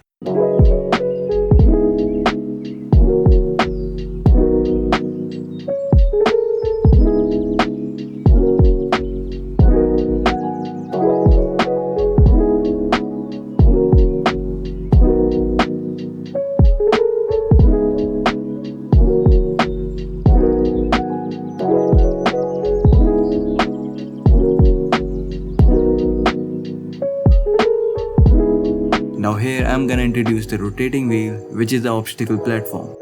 So here it is. So let's just duplicate it and place it in front of that walkway. So it is going to rotate like in this way, and through this our character has to jump on the other side of the walkway, which is going to be quite fun. So I'm just going to place this bridge in front of that rotating wheel.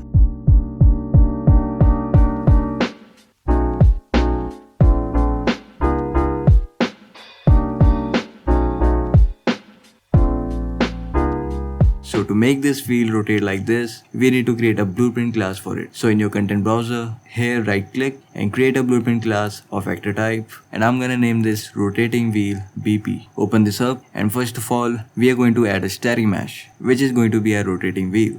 So here let's just browse the asset, and while you make sure it's selected in the content browser, click this little icon and it is going to pick that mesh. And now we are going to add the rotating moment component, and it is just going to help us to rotate this wheel. And we wanna rotate this in the y-axis. So in the rotating moment component, here let's set the z value to 0, and for the y let's try 50. I think it's sufficient speed for a wheel.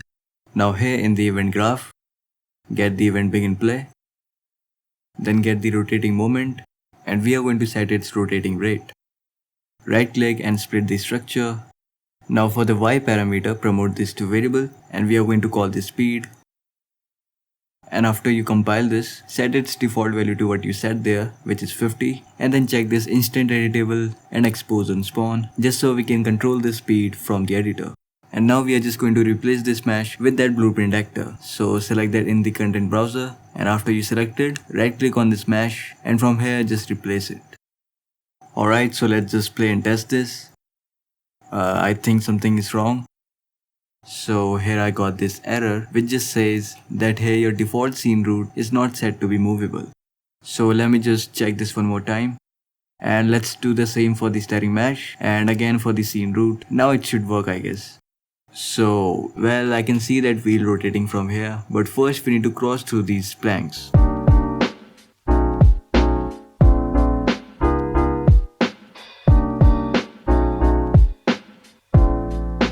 Okay, so we need to fix the collision for this platform too, but for now, let's see our wheel. As you can see, it's rotating, but in the wrong direction. So we also gotta fix that. So we are just going to rotate this wheel 180 degree, easy fix. Now for this platform, let's go into this blueprint and let's just browse to the mesh it's using. Open this up, and here to fix the collision we can use that, and to fix the collision we can use this auto convex collision, but for some reason it doesn't seem to work on this mesh. Even if we try to increase the number of vertices, it still faces this problem. So we are just going to add a custom shapes for the collisions.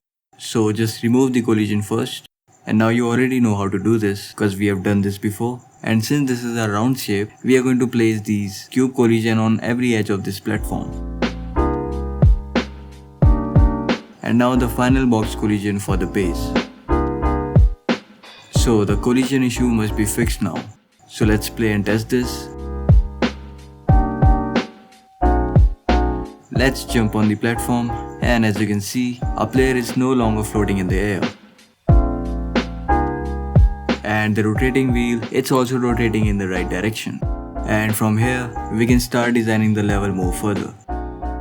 Now I'm gonna place these foods after the walkway and turn the pathway to the right.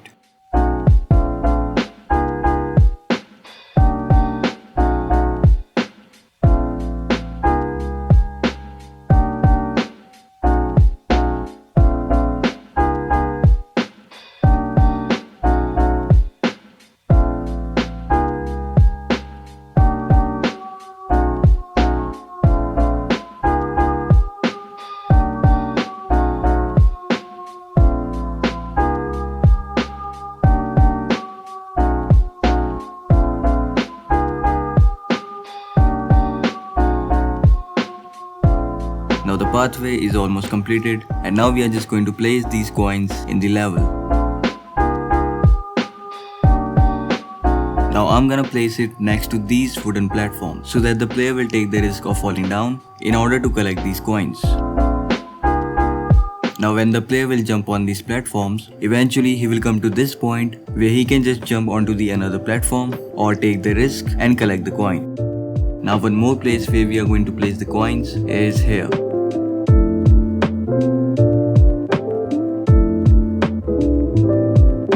So now we are done with placing the coins, and now it's time to fill up these side buildings and finish the level.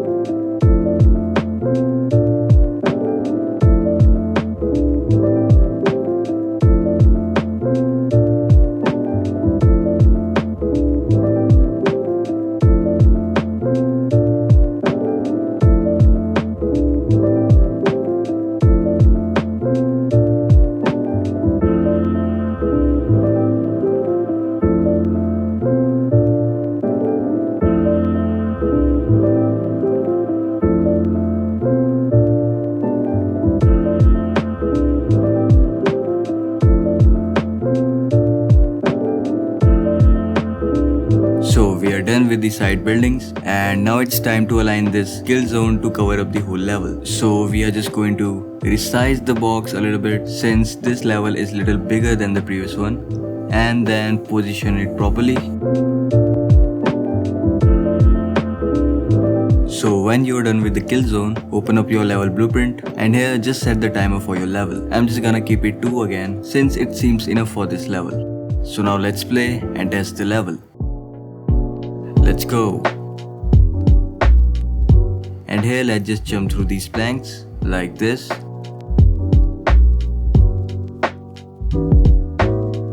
And here let's get on this platform and let's jump. So we are gonna take some risk here and collect these coins. There you go. And then there is this wheel, quite easy to pass through. You can make that harder if you want to. And now it comes the hard part. Here we need to be precise with our jump, and also we are going to take the risk to collect those coins.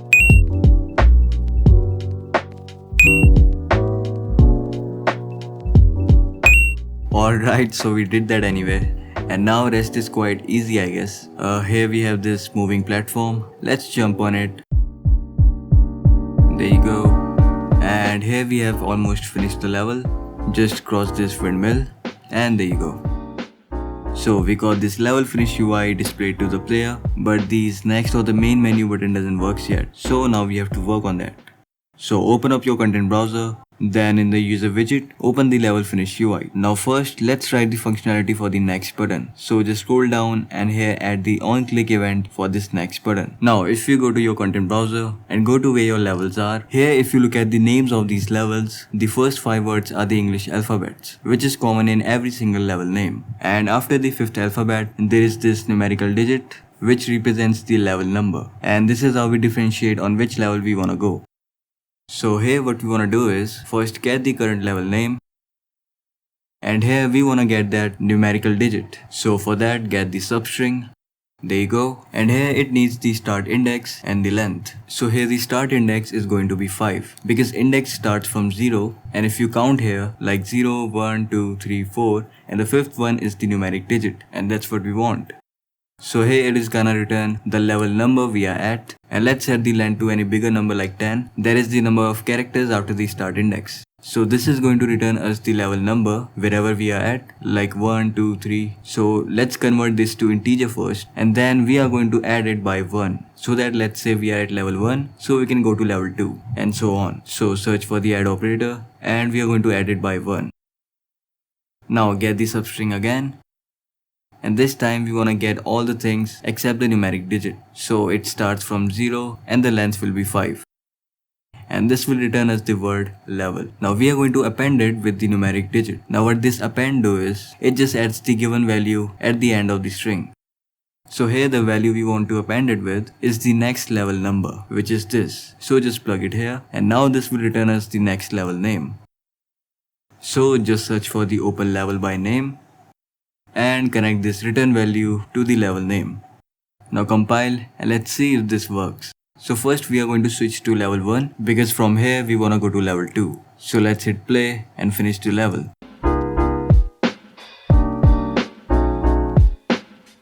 Alright, so now if we click on this next button, it is going to open up the level 2. There you can see we are at level 2 now, but we are not able to control stuff. We need to figure that out, but that next button is working fine.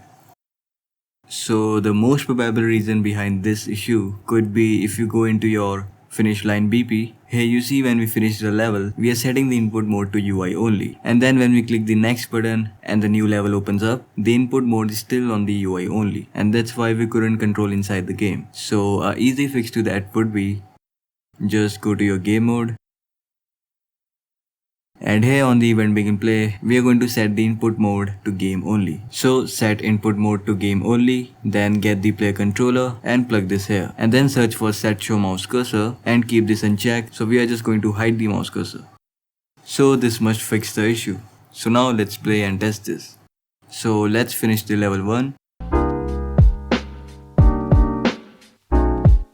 And now when we click the next button, we are at level 2 and we can also control the game. So now let's complete the level 2 also.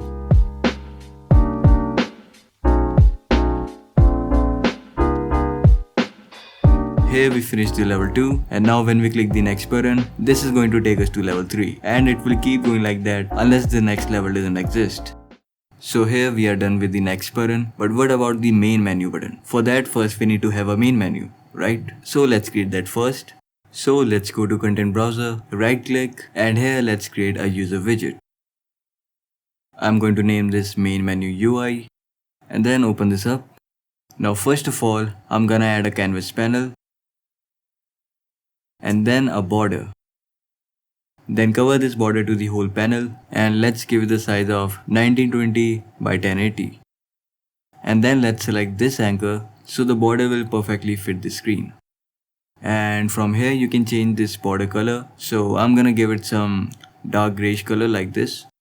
Now to choose the levels, I wanna scroll through them. So we are gonna add a scroll box that is going to help us with exactly that. So drag this under the canvas. Now we can place elements inside this scroll box either vertically or horizontally. So to demonstrate you that, let's add a button inside the scroll box.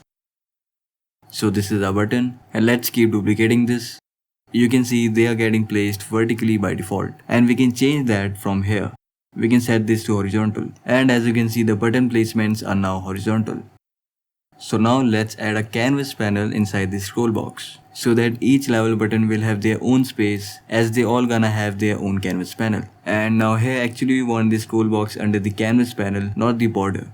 So now we can resize this scroll box according to our design. By the way, you can create your own design using your own creativity to create this main menu. So after we resize the scroll box, we are going to add buttons inside the canvas panel. Now this canvas panel itself takes such a small space right now, but as we continue to resize this button, the canvas panel is also going to resize along with it. So after we give this button a size, I'm gonna change its color somewhat close to black but not exactly black. Of course you can choose your own colors or even design. I'm creating it just to demonstrate to you. Now you can have an image inside this or text and the lock logo, and to use multiple elements inside a single button, for that we use overlay. So drag this under the button and inside this overlay we're gonna add all the elements we want for this level button. And let's also rename this button name. Let's name this level underscore button. Let's compile. And now we are going to use this lock image to show that any level is locked by default. So let's drag the image under the overlay and pick that image here. Now its size seems a bit too large, so we can resize it from here.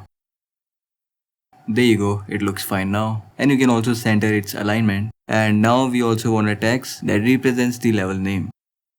So let's add a text, drag it under the overlay, and let's name this level 1. Let's increase the font size a bit like this, and now let's try to align it a bit. So set the horizontal alignment to center, and for the vertical I'm going with this downward. The reason it's not going all the way down because our overlay size is a bit small, so just fit it to the size of the button. Now I want this level text to be a little bit upward but not all the way upward. So what we are going to do is we are going to use some padding from the bottom. So here let's give it some value like 150, and there you go, looking nice just below the lock icon.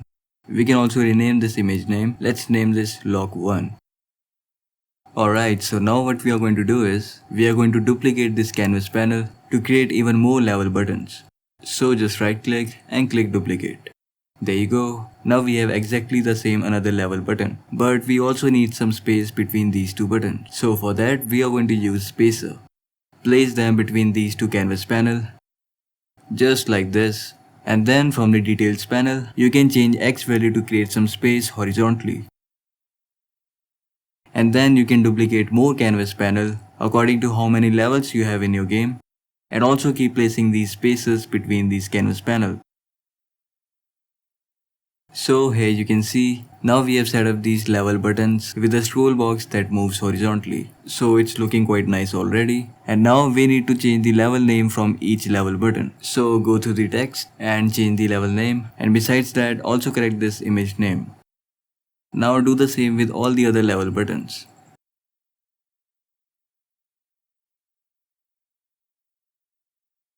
Alright, so as we are done with that, now let's add a text one more time. And here let's name this select level. So this is going to be a kind of a main title. So I'm gonna make the font a bit bigger.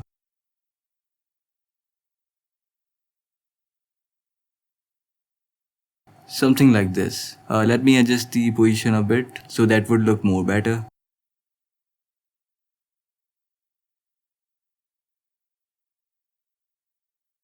Alright, so now here we are going to have the currency amount. I mean this one. Yeah, it totally makes sense to show the currency in the main menu. So just copy all this stuff and paste it in the main menu. There it is, and now just place this in a proper place, and that's all. The main menu design is now completed and we can work on the functionality. So let's click on this level button, scroll down and add a on click event. So when we click this event, we wanna open level 1. So get open level by object reference. And here we are gonna select our level 1. And now do the same with all your level buttons and open the corresponding levels. So we only have 3 levels in our game. You can add more clicks event if you have more levels. And later we are going to implement the level unlock system, but for now we are just directly opening the level. Now there are some user widgets where we have option to go to the main menu, like this one. So here let's add the on click event. And when we click that button, we are going to create main menu UI. Select main menu UI here and then add it to the viewport. There you go. So when we click this main menu button, we are displaying this user widget to the user. And when we'll show this main menu UI to the user, in the background still some level would be opened up. So we are also going to exit that level and go into our main menu map, which we are just going to create. So let's make a new level and select the empty level here. And we are not going to add anything in this level because we have nothing to do with this level. We just need a clean background while we show the main menu UI. Now press Ctrl S and save this level, and I'm gonna name this main menu level. So basically, we are going to open up this level when we'll show this UI. So let's come back here, where we create this main menu UI. And here I'm gonna open up the main menu level. And we are not going to create the main menu UI, we are just going to open up the main menu level. Because the main menu level will create that widget by itself. And how is it going to do that is through the level blueprint. So open up the level blueprint, and here on the event begin play, we are going to create the main menu UI. So that whenever we will open up the main menu level, it will automatically display the main menu UI. So now we have to open this main menu level on the game over UI too, because here we have this main menu button. There you go, and now we can play and test. So our game will start from this blank level, so let's play. And here we got this main menu UI, and it's scrollable of course. I mean, that's the reason we were working so hard in designing this UI. So now let's open the level 1. I mean, it shows it's locked, but we're gonna fix that soon. But here you can see it has opened the level 1. So if we jump off from here, and in this game over UI, if we click this main menu button, here you can see we are back to the main menu level. So this works. Now this time open the level 1 and let's finish this. Alright, so we finished the level, and from here also we can open up our main menu level. Now the thing is, we can open up any level we want. If I click on this level 3, it will open the level 3. because there is no level lock system yet. So I guess we have to work on that now. Now we have to implement the level lock system through the save game system. Because I mean, what's the point of unlocking new levels if you restart your game and they are locked again? So let's go to your content browser, and here we are going to create a blueprint class, and here in the all classes search for the save game. Select this, and I'm gonna name this my save game BP, and here we wanna have all the information that we wanna save even after we restart our game. Now here let's add a variable, and this variable gonna carry the information about how many levels the player has unlocked yet. So I'm gonna name this level unlock, and this is going to be boolean, so it will only carry information about true or false. I mean if the level is unlocked or not. And now since we have many levels in a game, what we are going to do is we are going to make this boolean an array, so it can carry true or false condition for every single level. Now we could have made many single booleans for each level, but it's just easier to operate with the arrays. So now let's just compile, and from here you can add the array elements. So we are gonna add 3 elements since we have only 3 levels in our game, and the first one is going to be unlocked by default. So just check the first one, and others we are gonna make them unlock when we finish the level. Now first we need to load this save game in order to use the information from inside this. And the best place where you can load your save game is your game instance. So we need to create one first. So right click, go to blueprint class, and in the all classes search for game instance. Here it is. Now game instance is the first class that runs when you open up your game, and it persists the whole game until you completely close your game. That's why it's the most reliable class to load your save game onto, and I'm gonna name this my game instance PP. So let's open this up. Now first let's search for the event in it. It's just like a event begin play. Now here first we are going to check, does save game exist? So search for it. There you go. And now it needs a slot name. So let's name this slot 1. And then check the condition. So if the save game doesn't exist already, then we are going to create one. So search for the create save game object. And here we are going to select this my save game BP, which we just created, and from here we get the my save game BP reference. So right click and promote this to variable because we want to store that reference in a variable. Let's name this save game ref. So this is how we load the save game into a variable. Now where did the save game exist already? For example, you already have level 2, level 3 unlocked, so you want to load them, right? So for that search for load save game from slot and give it the same slot name here, which is slot 1. And now this returns the generic save game reference, and we cannot directly save this into this variable. So we need to cast it to my save game BP, and after the cast we can plug this into this variable, and this is how we are going to load our save game as soon as we start our game. Now if you want to access the data from this save game, which is here, so through this variable we can easily access it. Now in order to use this my game instance, we first need to go to the project settings, go to the maps and mode, and down here you can select the game instance you wanna use for this project. So we selected my game instance. Now come to main menu UI, and this is where we are gonna use that save game data so that we can load the unlocked levels. Now here in the graph, on the event construct, we are going to cast to my game instance so that we can access this save game reference where our actual save game data exists. So get game instance, and through this we are going to cast to my game instance. And then we are going to promote this to variable. Let's name this game instance reference. Alright, so now we need to write search functionality that would show or hide these log images based on if this boolean index is true or false. So here, since the first index is true by default, then this first level log must be hidden. So to make such functionality, here in the graph, let's create a custom event.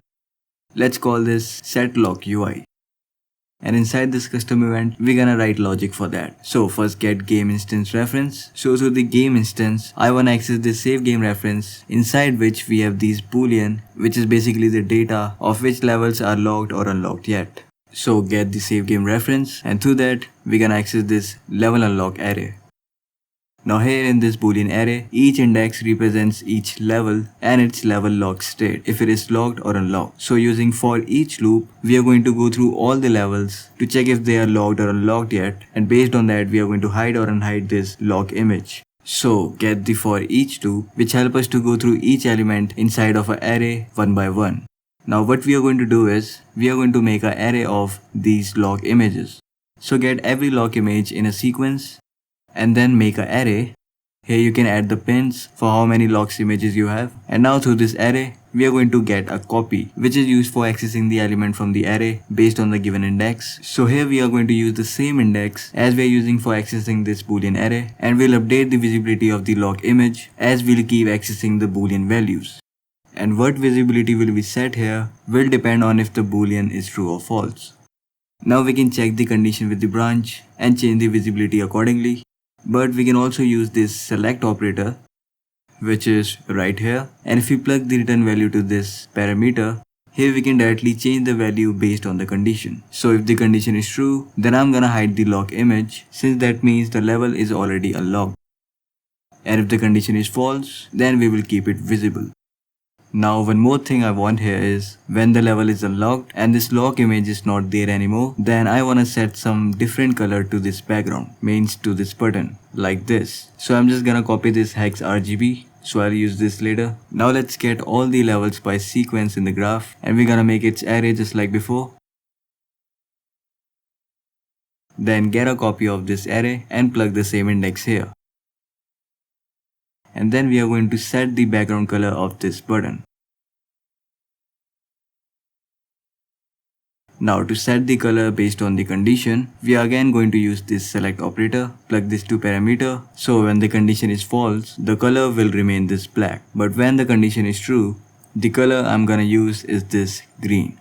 So finally we are done making this functionality, and now we are gonna call this event on pre-construct. We can also call this on event construct, but just to see the results in the editor, I'm calling it here. Now that functionality is of no use if we don't unlock the levels. So here in your finish line BP, let's create a custom event and let's name this unlock new level. So first what we're gonna do is, through my game instance, we're gonna access this save game reference. So here get game instance, then cast to my game instance BP, and through this cast, you can access that save game reference. And inside this save game reference is the data that we want to change. There is this level unlock boolean array. So to change this, search for set array element. So here we're gonna check this to true, means we are unlocking the level. And which level are we unlocking is defined through the index value. Now here, since we know this index 0 is for our level 1, which is unlocked by default, and other indices for the other levels. And here the index set for 0 means level 1. Now in order to unlock the next level, first you need to get the current level name. So actually what we want to do here is, so from the level name, we want to get this last numeric value. So for that, let's get the substring, and that last digit starts from index 5, and you can keep the length to any bigger number. So it is going to return us the level number. That is the index for the next level, since index starts from 0. I hope it makes sense. Now here the most important part is to save the game. So through the save game reference, get the save game to slot. If you don't do this, the changes you made in the save game isn't gonna save. So make sure to save the game to slot. And in the slot name, provide the slot name you used before. I used slot 1. So this is how we are going to unlock the new level. Now we just need to call this custom event when we overlap with the finish line BP. So here after this, let's call unlock new level. Now go to main menu UI, and here we have to do one last thing, that is to restrict the player from opening the level if the level is not unlocked yet. So for that we need to check this level unlock boolean. So let's copy this and quickly paste this here. So get a copy for the first index of this boolean, and if this is true, then we can go to level 1. So for this boolean, this 0 index is for the level 1, and we know it's true by default, so it will never restrict us from going to level 1. Now copy this condition for other levels. Now for the level 2, the index will be 1, and if this condition is true, we can open up the level 2. And same for the level 3, the index is going to be 2, and if this condition gets true, we can open up level 3. And this is how we are gonna restrict the player from opening the level if he hasn't unlocked it. So now let's open up our main menu level and let's play and test this. So here the level 1 is already unlocked, and now let's finish this level. And now when we return to main menu, here you can see the level 2 is now unlocked, while others are still locked. Now when we play the game and collect the coins, I want all that amount to be added here in this currency and shown in the main menu UI. And we are also going to integrate that currency system with the save game system, so that the amount won't be lost when you restart the game. So just add a currency amount variable in your save game and make sure it's an integer and not an array. And now let's just open up my game mode where we have implemented this update currency event, cause if we want to save this add amount. But before that, on event begin play, get the game instance and cast to my game instance pp. Then promote this to variable and call this game instance reference. Just like this. Now let's come down here, and here what we want to do is, here I want to save every amount we collect. So for that, get game instance reference, and through this get save game reference, and through the save game we are going to set the currency amount. So in this variable we are going to save all the currency amount. Now from the save game reference, get the currency amount and then search for the add operator, and we are going to add it with this add amount parameter. And just plug this here. So we are basically adding the current saved amount with the new coins we collect. Now the most important step, save game to slot. Give it the same slot name, that is slot 1. And now we have integrated the currency system with the save system. So now we have to set this text to that saved currency amount. So go to the graph, and here on the event construct, we are going to set the text. So get the currency amount, which is this text, and set the text. Now what text are we going to set here? So we are going to get it from the game instance, and through the game instance get the save game reference, and from the save game reference get the currency amount. And this is the save data that we want to set here as the currency amount. Now here make sure to set the minimum and maximum digits to 2. So for example the number will go like 01 instead of just 1. Alright, so currently we have 0 currency amount saved. So let's play level 1 and collect some coins. So let's jump and collect the coins. Collect this one and then this. So we have 30 amount right now. And here you can see we got that amount in the main menu UI. And even if we restart the game, this amount is saved and won't be lost even if you restart your game. So now let's collect some more coins from level 2. Jump and collect. Jump again. Let's collect this. This one too. Oops. So I fell down. Oh, I guess I didn't set up the kill zone in the level 2 properly. We'll fix that, but if we go to main menu now, you can see our collected amount is saved. Now let's fix this kill zone issue in level 2. So as you can see, it is not aligned properly. So let me scale it a bit. And now it's covering the whole level. So that falling issue must be fixed now. Now if you ever wanna delete your save game progress, then you can use this delete game in slot and give it the slot name. And now when we click play, as you can see all of our progress is now deleted. So now we are almost done with this game, and my throat, it's really hurting right now. But one last thing that I'm gonna introduce you with is the post-processing volume. You can add it from here. And before I explain you further, if you really appreciate my efforts, then you can support me on Patreon, where you can find this game project and download it and access all the assets, UI or animations, whatever I used in this project with the project file. So my Patreon link is in the description. I really appreciate your support.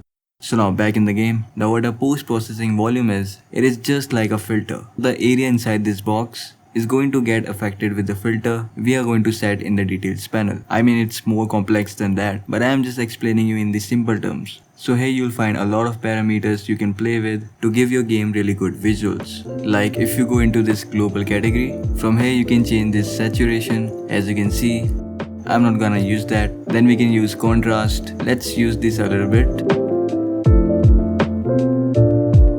Then we also have an effect like vignette. So from here you can control its intensity.